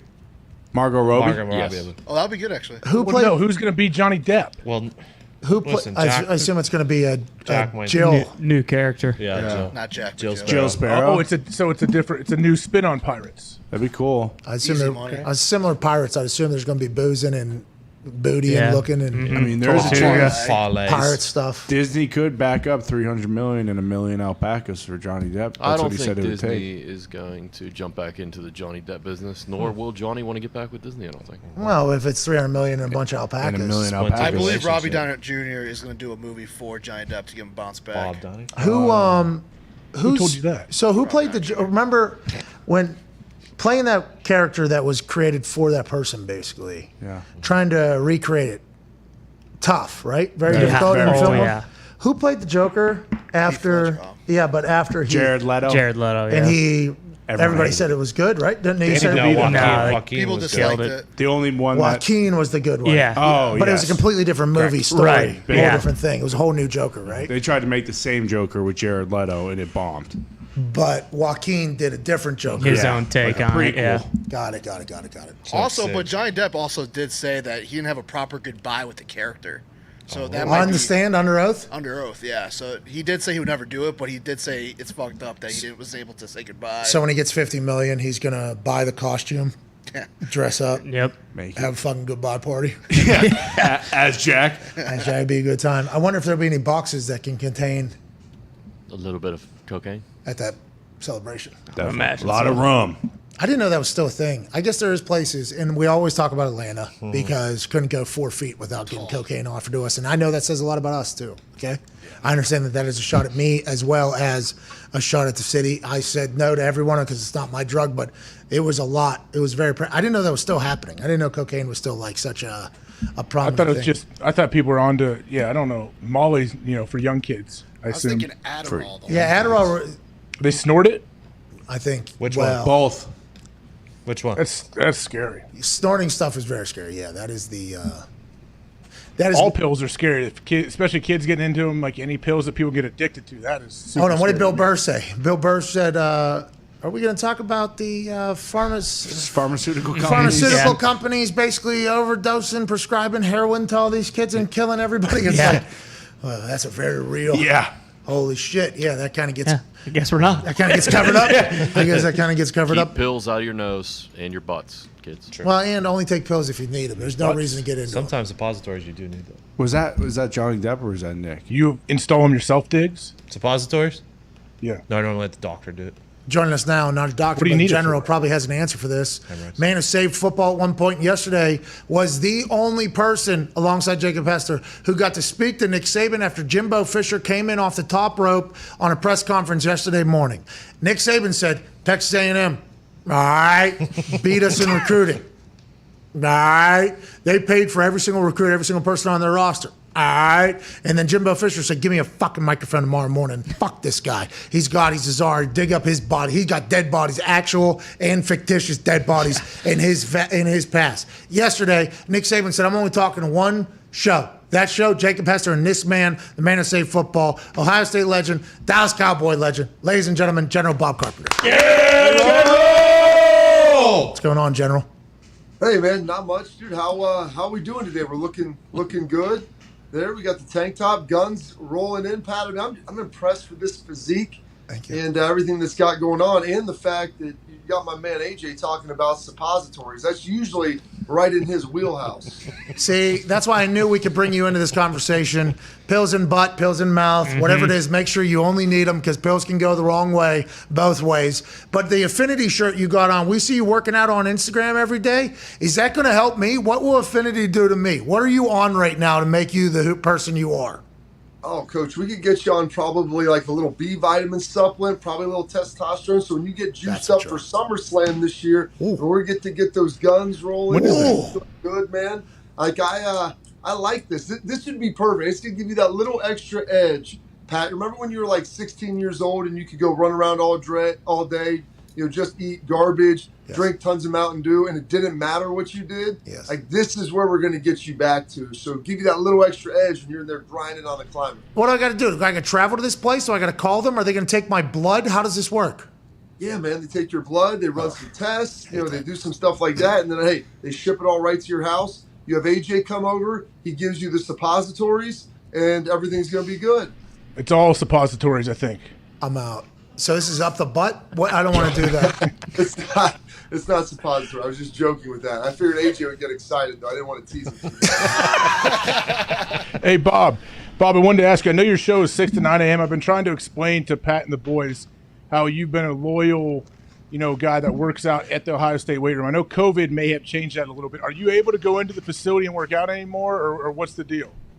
Yeah, I'll usually go in now after. I used to go in 6 a.m. Pat was in there every day. And there's nothing more humbling than working out with like 18 to 22-year-old college athletes, especially as you continue to get like further and further away. It's a little bit, I keep getting older. They stay the same age because they just keep looking good and can run. They don't have the knee soreness, the hip soreness, the back soreness. So now I'm on from 6 to 9. So usually a couple days a week, I'll slide in there, just be the old dude, go in, do a little executive workout, make sure I still got it.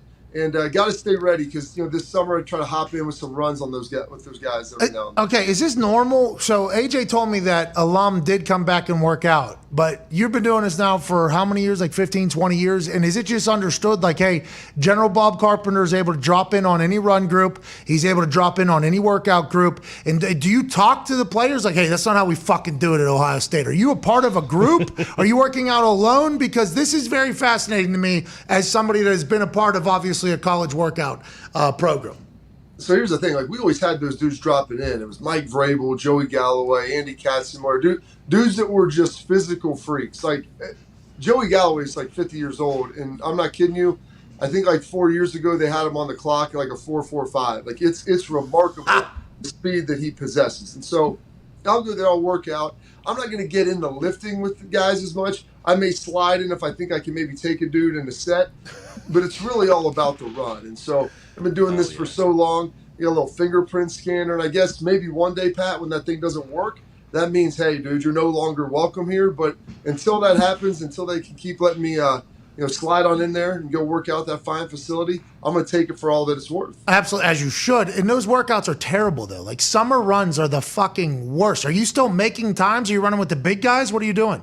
Oh, no, because I'm leaner now. I'm like, AJ, man, you lose some weight, you feel good. Like, I go run with the big skill guys, run with the linebackers. Like, that's still the area that I try to hang on to. And I've always been able to run, as AJ can attest. It honestly, like, there's a little bit of genetics that come into that, my family's runners, I guess, and I can. Do you get like checks? Are you on the clock if you're late? Like, are you getting extra runs? Coach, I'm never going to be last. I'll tell you that. Like they're going to drag me out and shoot me in the corner before that I had to be the last dude. Like that's never a possibility. AJ's laughing about it. He knows like that's the one thing that I can handle is always the runs because we'd be running with Vrabel. We were back in the day. Mike Vrabel's coming back, and he wouldn't do any warm up. Pat, he'd come in there. We're over there warming up, and he's like 32 years old at this point. We're 22 in college. I'm like, you don't warm up? He's like, the first and second gas for my warm up. He goes, dude, I smoked a pack of heaters this weekend, drank a case of beer on Saturday night. He's like, I will smoke all you guys. And at first I thought I was joking. And then he would just dust everyone and talk mad trash while he was doing it. And so that became like my goal. Could I end up being a little bit like Mike Vrabel, the dude that's running with the chew in between sets, he's got his like 5 and 7-year-old son who now one of them plays at Boston College. He's like yelling at him to quit like climbing on the equipment and like jumping around from deal to deal. Man, what a family Ohio State is. Have you become that guy? Are you talking shit to these players or you quiet? You tired? No. You're tired, aren't you? You're tired. No. Yeah, you get tired. You can't talk as much as Vrabes used to be able to. I'm going to tell you, I'm not Vrabes. I can't run it with the chew in my mouth. I can't run it after burning heaters. Like those things I cannot do. But I will pick and choose some spots to make sure that those guys know, like, hey, you know what, man? 38 years old. I went to 7 kids games this past weekend. My wife and I had 2 bottles of wine last night. And now we're over here. I got a bad knee, a bad back, and I'm over here whooping your butt, son. So, like, if you think that the guys on Saturday aren't going to be able to keep up with me, like, you got another thing coming. And so give them a little bit here and there, man. But they're good sports. How do you feel about the team coming up? We winning the whole thing next year or what? And could you tell last summer, I guess because COVID, you weren't able to run with the boys. That might have been the problem. That's why they lost to Michigan. Wow. Oh, my God. I don't know if that was the reason. But no, Bobby Carpenter running with the boys. They lost that edge. Yeah, you can see. This is your fault. This is your fault. Oh my God! Terrible. Don't be going there. This guy saved football, brought it back for Michigan to beat Ohio State. General. Oh my! This is your fault. You weren't there. I would like to be able to take credit for having that great of an influence. That wasn't me. That was not me on any given day. I'm not giving that much. Just a little nugget here or there to make sure the guys are amped up and ready to go. But as far as being able to turn a whole cruise ship and win games like that, that ain't my deal. Like I'm not on that level. Well, then what the fuck are you there for, Bob? I mean, I thought that's why they got you out there on the field running with the guys. Show them the way. I thought that was the purpose. I told those guys I could walk off at any time. I do this because I choose to. Because I'm a little bit like AJ. I mean, being around this guy so long, you become like a masochist and contort your mind and think, you know what, like it's really good to do these things even when they feel terrible and you know it's going to feel terrible. But you just get ready, Pat, to embrace the pain. And like it's the only thing that you have later in life because, you know, your skills begin to fade. You don't look as good anymore. But you know what? Running's going to hurt. That knee's going to hurt. Your back's going to ache. And so you might as well just kind of drink that thing in and really embrace it. And beat it. You know, Beat and beat it. it. Yeah, that's a big thing. I don't get a lot of that anymore. Always doing that. All right. Listen, we don't Bob, what did Nick Saban say yesterday, Bob? I know you talked to Nick Saban. It was a big get for you guys. How was it? I didn't get to hear it. You know, it was good. He backed everything down a little bit. I mean, it was obviously, you heard how aggressive it was at Jimbo early on. And I'm on with Jacob Hester. So think about this. Pat, who was your coach? Rich Rodriguez. Very similar to Nick, by the way. Oh, believe me, my D coordinator in high school and Rich were GAs together. And I used to tell my defensive coordinator he's the biggest asshole in the world. He goes, "You think I'm the biggest asshole? Wait till you take a visit to WVU." I had never heard more F-bombs. Oh, holy smokes. Yeah. They're like the same dude. And so here's the thing. Hester was at LSU with both Jimbo and Saban. I'm like, dude, he was like this. He's like the kid caught in the middle of the divorce right here. They're going back and forth. He's got his head coach, and then he's got his offensive coordinator on the other side, and these guys are straight up throwing haymakers at each other. Like, I want you to think about this. Nick Saban, I mean, he accused him obviously of buying players and buying the deal, his recruiting class, but Jimbo Fisher's retort was to sarcastically call this guy the god of football, the czar of football. Everybody thinks, you know, he hung the moon and an unrelenting narcissist, and then says, go talk to his other assistants. They'll tell you where the bodies are buried. They'll tell you what went on. And I'm like, man, I've never heard another dude. There's an unwritten rule, like, you stay off the top ropes, man. You don't bring the chair out of the crowd. You make sure that you keep that thing between the lines. And, dude, Jimbo threw some hard ones, and I asked Nick, I'm like, have you called him yet? And he's like, yeah, I have. And he never really addressed it because Jimbo's like, he's called. I ain't answering. And so there's something deep and personal there that goes way beyond any of the things that we were talking about. Bobby, it did feel like he had a little bit of a passive, aggressive, irritated to be there appeal on your show, you know? And I think that's every interview he's ever done. Yeah. It's kind of like, why am I here? He knows he has to do it for recruiting, all the shit he has to do. I think he enjoys talking to Belichick. Like there's been some clips where he's talking like super high-end football stuff. But all the other stuff, it feels like he's annoyed at all times. We thought you should have, hey, Bob, you could have took your swing there. You could have. Yeah. Bob, you could have been like, Nick, you know, I'm an Ohio State guy. You've been at the top of the mountain for all this time. We've all assumed that you have cheated to get to where you are. Jimbo alluded to you doing such a thing. Now you kind of sound like a hypocrite. Was there any thought of you doing that? Or were you like, nah, there's no reason for me to be that guy? Listen, out of respect for Jacob, who I was on with, who helped get him on, a former player of his, I wasn't going to be that dude and be the heel in that situation. So I left it all to Jacob. It's like, all right, we'll do this. We'll keep this stuff fairly light, fairly topical, because we had this all scheduled before any of that happened. Oh, okay. We didn't know. Oh, yeah, this wasn't in response. And they called, they set up, and his SID, I don't think wanted him to do it. And Nick he's like, I agreed to this. I'm coming on.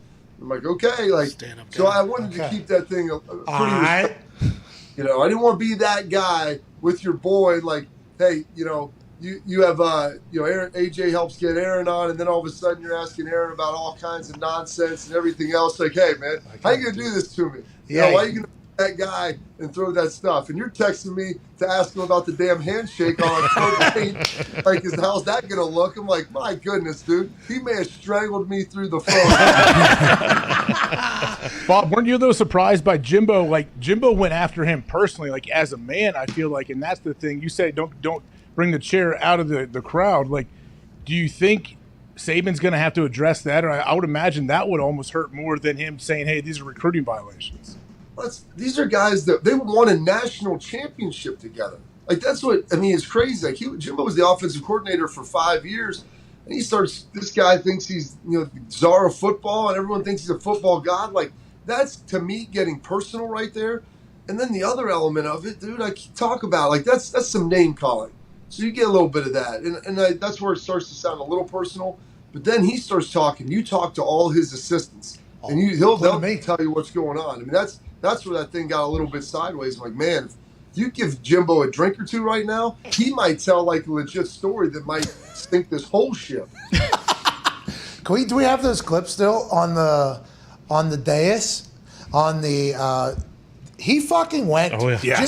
By the way, unlike, I thought Saban called that to answer. You guys having that pre-scheduled is vastly different than Jimbo. Jimbo did not have a planned press conference. He said, give me the fucking microphone. This son of a bitch needs to learn that he can't call me a cheater. This is what he said. For those that didn't hear all that Jimbo talked about, it is, I think, vital for you to hear it again because of how much it is. These are personal shots. Like, this is, how far will this go? How long has this been brewing, you think, from Jimbo and Nick? Like, old friends? Like, are they just waiting for an opportunity to say fuck you to each other? Here's one of the clips from Jimbo yesterday in response to Nick Saban calling him a cheater, basically.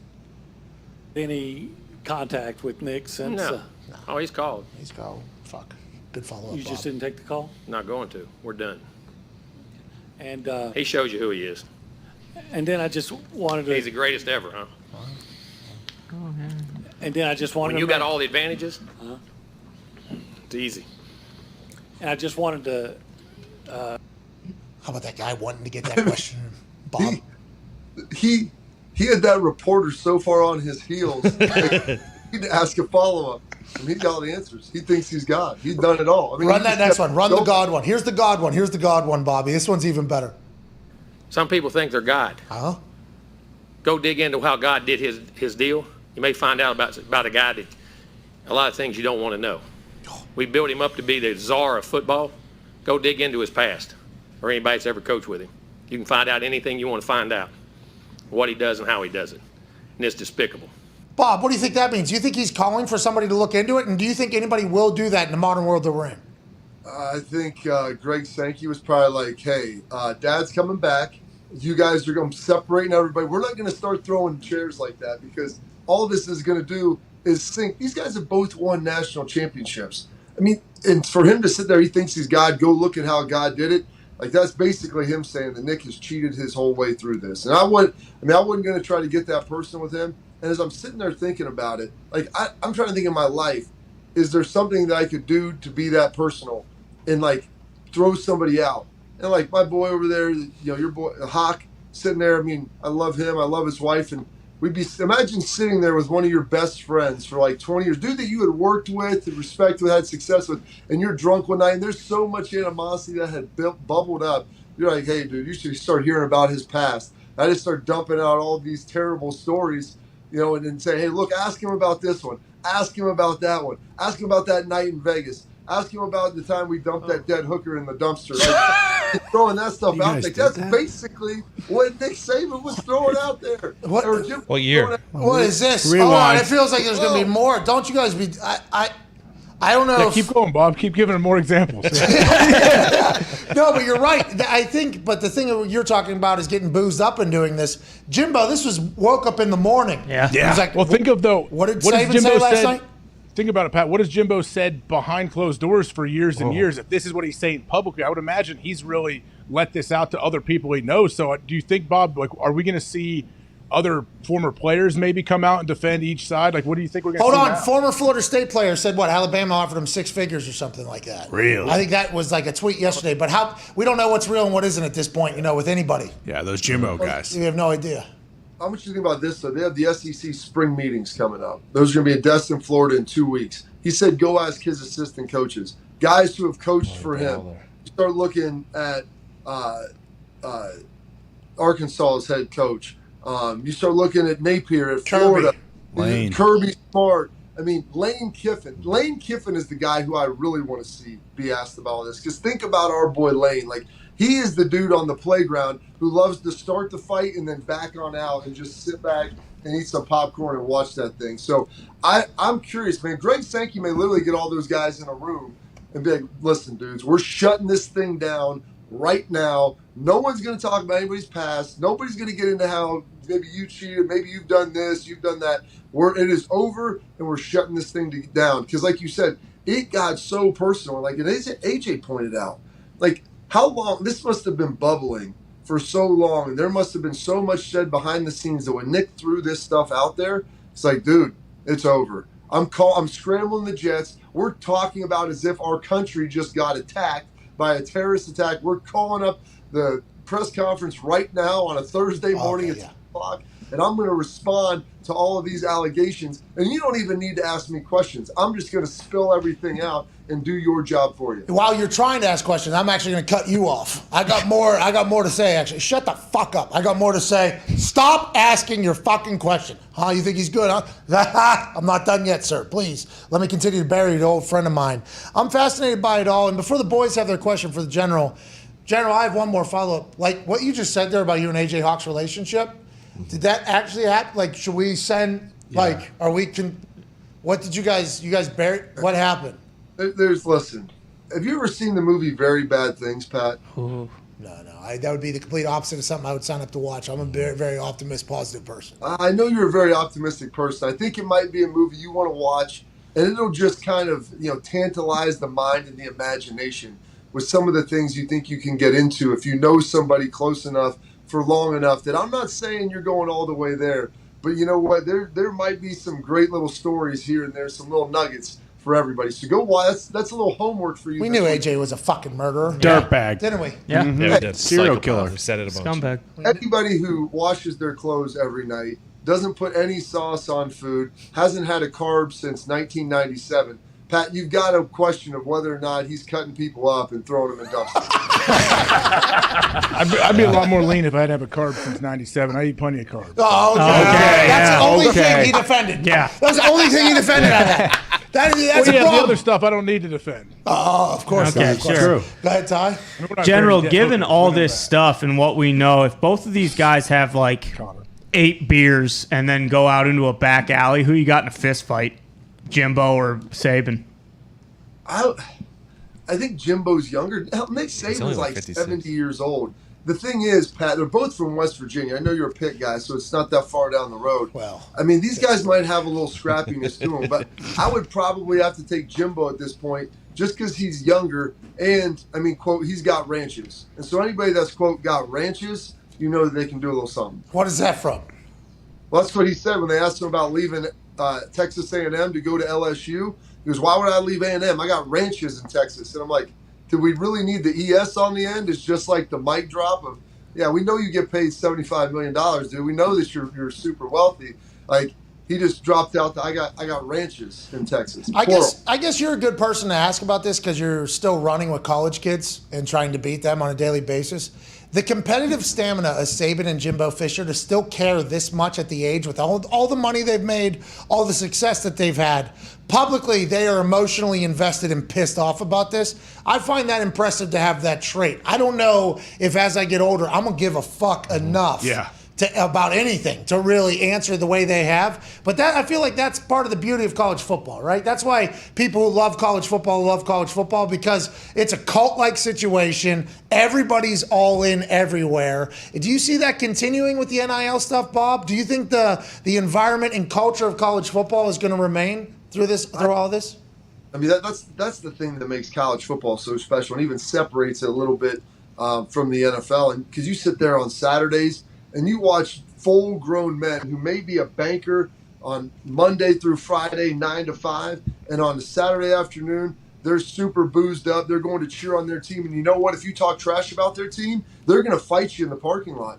They're a grown 48-year-old man with probably 3 kids that are going to go to some soccer games on Sunday, and they're sitting there in a polo with whatever emblem they've got. And if you're wearing the wrong one and talking trash, they're going to come at you. And so I hope that still stays there with the fan base. I hope that it still stays there with the coaches. I think that it will, largely because people still care a lot. And I think they're going to probably find a way to tweak this NIL thing, but it's just going to take a little bit of time to figure it out. How are they going to tweak it, though? What can they do moving forward to stop them, like, recruiting kids from other schools to other big-time schools? That's the real question right there. I asked Nick that. I'm like, how would you fix this? If you could do it. And his thing is like, get rid of the collectives. I don't think anybody has a problem with dudes making money. But can you explain what the collectives do exactly? West Virginia's got one. Oh yeah. Well, so the collectives, like, they basically said, hey, you know what? We want to make sure that everybody's getting paid. And NIL, like, it's not you going and getting a deal and going and doing something like that. We're going to set up so everybody that comes here, they get $50,000 or $100,000. And that's essentially, I think, what Nick was alluding to with what Texas A&M did. They had a lot of boosters, wrote a lot of checks, signed 25 kids. Every kid that came in got $50,000, regardless of anything else. And it's like, dude, that's really not NIL. That's just paying some dudes to come to your school. And so that's where these collectives have formed to do that. And a lot of schools are getting them. And that's kind of the problem that I have with it. Like, dude, guys go get paid. Once you're a good player, you go market yourself, you go brand yourself, you're a likable guy, you go do all those things. And it's somehow the ability, as Nick was saying, to kind of eliminate those collectives is, I think, the solution, but they're going to have some sort of legislation around it. I don't know how they're going to do it. I honestly have no clue how they'll be able to pick it, because isn't it the same for me to say this company is going to offer you $50,000 to sign autographs 2 times a year here if you come here? Isn't that the same as basically promising the money up front? I don't know how they'll be able to stop it. I have no idea how they'll be able to stop it. You can create fake companies and have them do posts online for it. I mean, there's just always going to be ways around it, which I think is why everybody's judging Nick Saban so hard, because for a long time, it feels like he has found ways around it, and now everybody else is kind of getting an opportunity to try to do so. So it's a lot of that, I think. And, you Ohio State people, we know what you guys have been doing. Yeah. Okay, we know you get $100,000 to sign your name 20 times once you retire from Ohio State, and you're able to do appearances for the rest of your life in Columbus, basically, right? Well, I mean, let me tell you this. If you play at Ohio State, there's a lot of great things that are afforded to you. However, getting paid, AJ and I would sit there one time. I remember it was like him, myself, Nick Mangold, I don't know, maybe one other person. We're sitting there and like, guys, everyone talking about getting paid. And like, I don't know who asked the question. Like, have any of you guys ever been offered money? Because like, we're all trying to figure like, who's going to pay bar tabs. My wife graduated a year before us. She would be out there like paying our like $60 bar tab when we were in college because none of us had any cash to be able to afford it. And so a man, all of us, like none of us have ever been offered cash while we were playing. Now, when you get done, you get opportunities, like you said, to sign autographs and do stuff like that. And so that's fantastic. So I don't know how all that crap works, with those guys getting paid and all that stuff happening. But Columbus is a big city. Ohio loves the Buckeyes, and like that's a great thing about being at Ohio State. And Isn't that a recruiting advantage? Isn't that a recruiting violation? Feels like it. That's unbelievable. Fucking cheaters. Ryan Day, cheater. Wow. Cheater. Good to know. I wish, man. I wish I would have got some dollars, because I told people, I can't promise you I would have said no if someone offered me $50,000 in cash. Like, I didn't have any money laying around, man. That would have been like manna from heaven for me. Dude, I got $40,000 out in loans. Do you know how much fun we had in Morgantown with $40,000 in loans? I was on full scholarship to kickballs. Got the "it's my money, I want it now" loan from 2 a.m. Like advertisement on TV. 25-30% interest rates on these things. Got the money the next day. Yeah. Oh yeah. Great time. Had a blast. I love you. I love you so much. That is the most financially irresponsible thing. But that sounds like an awesome time. I mean, yeah. If one of my kids looked at me and said, "Hey, Dad, I know I got a full ride, but I'm going to take out college loans just to party my balls off." Yeah. I mean, I don't know if I'd be like disappointed, depressed, kind of excited that, hey, you're thinking about being able to work the financial process. But my goodness, man, that must have been one hell of a time. Yeah, well, it was. It certainly was. We had a good time. I did spend every single dollar, but I just assumed if I don't make it to the NFL, I'll be in debt like all my friends. All my friends are in debt. And if I do make it to the NFL, I'll pay it off. Yeah. And B happened, thank God. If A would have happened, we're still paying whoever that fucking Sally Mae. Sure. Sally Mae forever, because my degree would have been in nothing, and I would have got flipping burgers probably. So I had that forethought at like 2:30, 3 a.m., a little boozed up. Like, I'm either in debt like everybody else, or I'm going to be able to pay it off. It all worked out. Hey, if it wasn't for those bar tabs, by the way, is our team as close as we were together as a football team? Is our camaraderie as high as it was to get all those wins? Those are the things you can't really train and work out on the football field. That is true. I mean, AJ and I, we just sit around and like watch Top Gun and stuff like that, and sneak Chipotle into a movie theater. We got our boy. You're like this. You want to talk about some camaraderie, Pat? This is how close we were as linebackers. We go in to watch a movie, a matinee. I don't even remember what it was. In a movie theater, Wednesday afternoon, no one's in there. AJ walks in, sits dead in the middle. We got like 2 Chipotle burritos, like meatheads, we stuffed in our pockets to eat during the show. AJ sits in. I leave a seat because there's no one else in a 400-seat theater. And then our dude Schlegs comes around me and then plops down in the seat in between us. So we've got like 3 250-pound dudes, no one else in the theater, and like a dude comes in to sweep and like to get the trash and just looks over. And like I didn't even really, I tried to like hide my face because I was so embarrassed. And 2 Chipotle things as well. I mean, you guys were having a good time in there. What was the movie? I don't know. All I know is this: I'm excited about Top Gun coming out. Hell yeah! I mean, I'm super juiced about that. I hear it's good. I hear it's legit from people that have seen the early screeners. I hear it's good. I'm gonna get car sick in there. I think, right? Oh yeah, definitely. I get car sick. IMAX. How about the new commercials? By the way, to say movie theaters. That one says. One of their reports was see it on the biggest screen possible. Mm-hmm. That was on the trailer. Like, you need to see this in the biggest environment ever. I'm going to go to the movie theater for Top Gun. I'm asked to next week. If I'm going to fucking space, I mean, let's go. Yeah. Tell him, Diggs, you got a question for General Bob Carpenter. Yeah, Bob, if you guys played during the NIL, do you think, who would your dream partnership, endorsement, sponsorship be from, do you think? Oh, goodness, man. Like, in college, if I was... Cahoots, probably, Bob, right?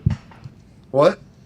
Cahoots, I would imagine, right? You could explain that to the people. That checks a lot of boxes, because I was going to say, so Cahoots was it's called a wild place to eat was their tagline. They had the great brunch show, I've been told, but they were a like topless bar, strip club-ish type deal, not far from campus. And that's where a lot of guys would go. Checks a lot of boxes.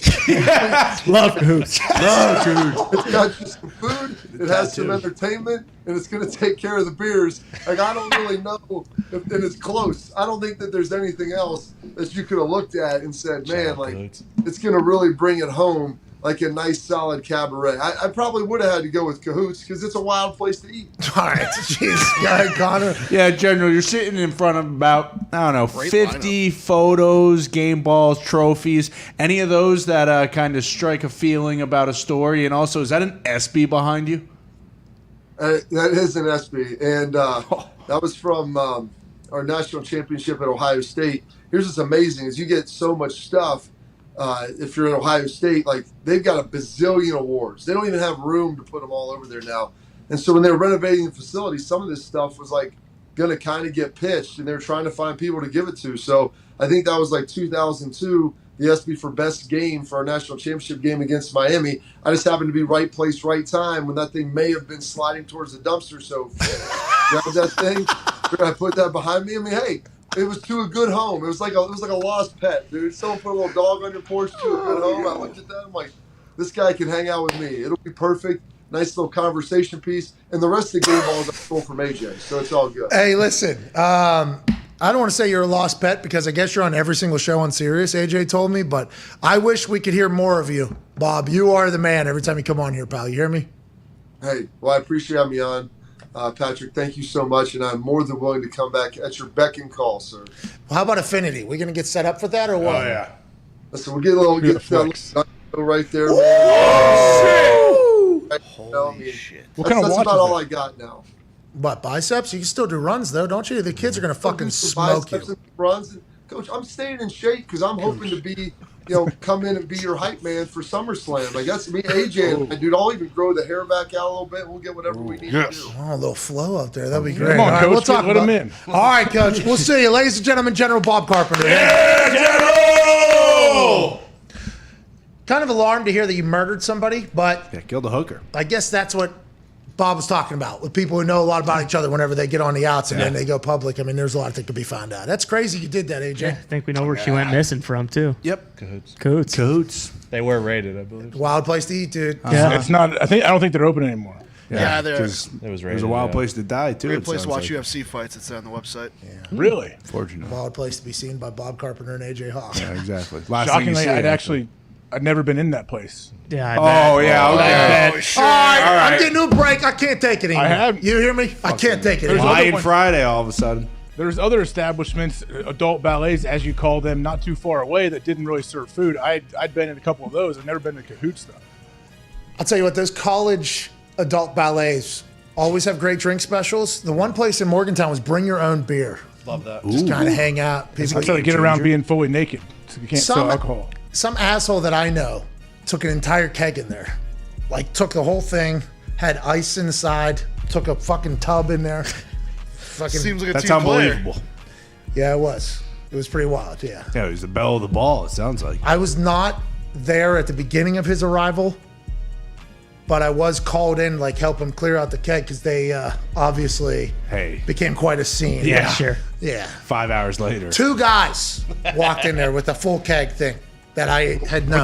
Were they trying to get girls to come do keg stands on the side of the stage? I don't know. It was in the middle of the afternoon, too. Like, this was like it was a wild, wild thing.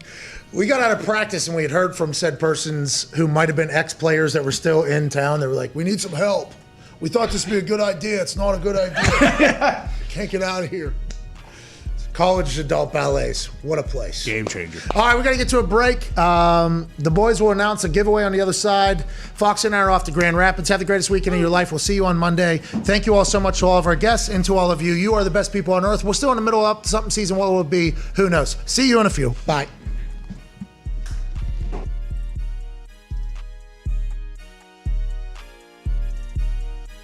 Ladies and gentlemen, the head coach of the Pittsburgh Steelers, Coach Mike Tomlin. Oh, man, Pat, it's an honor to be on with you, man. Thanks for having me. You're a legend. Thank you for putting me through my workout and having the scouts actually come watch me kick at West Virginia. I don't think I've ever fully thanked you for that moment, Coach. No, man, I've drank the McAfee Kool-Aid for a long time. Let's get right into it. The locker room culture changed completely when I was in the league, from when I was a rookie to when I was done, and I retired after the 2016 season. Now it's even more different, I would assume, from when you came into Pittsburgh and everything like that. The dancing on the logo, the TikTok, everything like that you guys have had to experience. What is your messaging in there? How do you adapt and let players be themselves without, doing too much? Because that is a fine balance that you've been able to do, I think, in an incredible job with throughout your entire time in Pittsburgh. I think for me, more than anything, I try to stay connected. Just getting a sense of where these guys are coming from, what's in vogue for their generation, what captures their attention, how do they learn, how do they communicate, how do they interact with each other formally and informally. And I think being a parent kind of helps me. My boys are 19 and 20, so it's not much difference between them and some of the younger guys that I deal with here. And so for me, it's just about gaining an understanding, working to stay connected. That's my general attitude, man. It's adapt or die for me. And I don't want to be one of them old crusty guys, man, that just refuses to adapt. Although I am one of those old crusty guys now. Yeah, you are old as shit now. You know what I mean? I mean, you've been around a long time. I remember back in the day, whenever you showed up, there was a lot more, to the camera. There was a lot more. Yeah, there was a lot of that. Now you're just old ass man now, huh? You know how it is. Years in this business will scar you, man. It'll settle you down. That is classic. One of my favorite moments with you is when you would tell me every warm-up, I'm going to get you back to Pittsburgh when you're old and cheap. What does that mean? What did that mean? And should that have been taken as a smack in the mouth, like whenever you said that to me? No, man, it was a tip of the cap, man. There's certain guys around this league that I'm really interested in, but I know I cannot afford. And you were one of them, so I was going to wait for you to physically deteriorate a little bit until you came back into my wheelhouse. Yinzers are going to go bananas in Heinz Field this weekend. First time it could be filled up in a long time. I can't wait to see it, and I can't wait to... Oh, mama, I'm here for my life.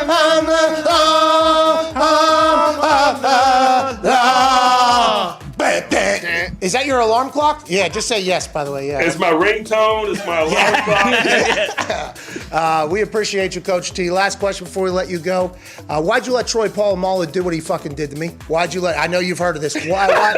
Well, that's a short side of the field. That's bad football. You guys coaching unsound football over there in Pittsburgh? How did that happen? We know you and love you as a man. But on Sundays in the fall, man, you're the nameless gray faces that we... All right, ladies and gentlemen, head coach of the Pittsburgh Steelers, never had a losing season, absolute legend, 2-time Super Bowl champion, Mike Tomlin. Yeah! Thank you, Coach.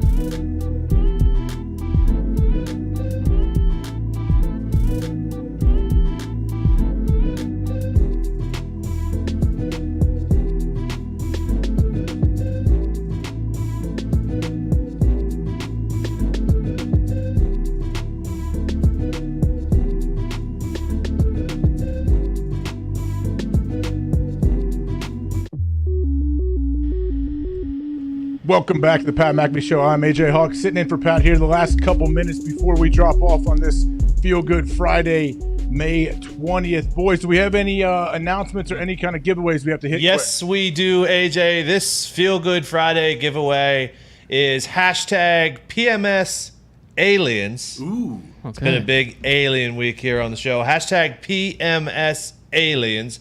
Use that on Twitter. Make sure you include your cash tag from Cash App. And then send us a picture of your favorite, who you think is an alien living here on planet Earth. Oh, I got mine. I'm going to go with AJ Hawk. Okay. Hashtag PMS Aliens. Include your cash tag, your favorite alien who you think's living on Earth, and we will give away $500 to 10 people. Wow. Wow. Okay, and it's just up to them to pick interesting people that they believe are aliens, and then we will pick them. Like, oh, that's a good one, and they get $500. Yeah. I don't ask questions on how they're picked. That's Brucey's process. Mm-hmm. AJ, who's yours? Got it. Who are you guessing, AJ? I have a lot of people. I'm gonna have to give it some thought, Connor. Maybe you're on my list for sure. That's fucked up. You just stole what I was doing. You're on my list. Yeah, well, you're on my list, so be aware. Hey, we're going to wrap this thing up. I know we got about 25, 30 seconds. Who knows? George Kittle, appreciate you coming on. Quentin Richardson, General Bob Carpenter. Oh, yeah. Overreaction Monday. We will be back. After hours will not be happening today. Everyone's going to roll and take off, but thank you. We will see you Monday.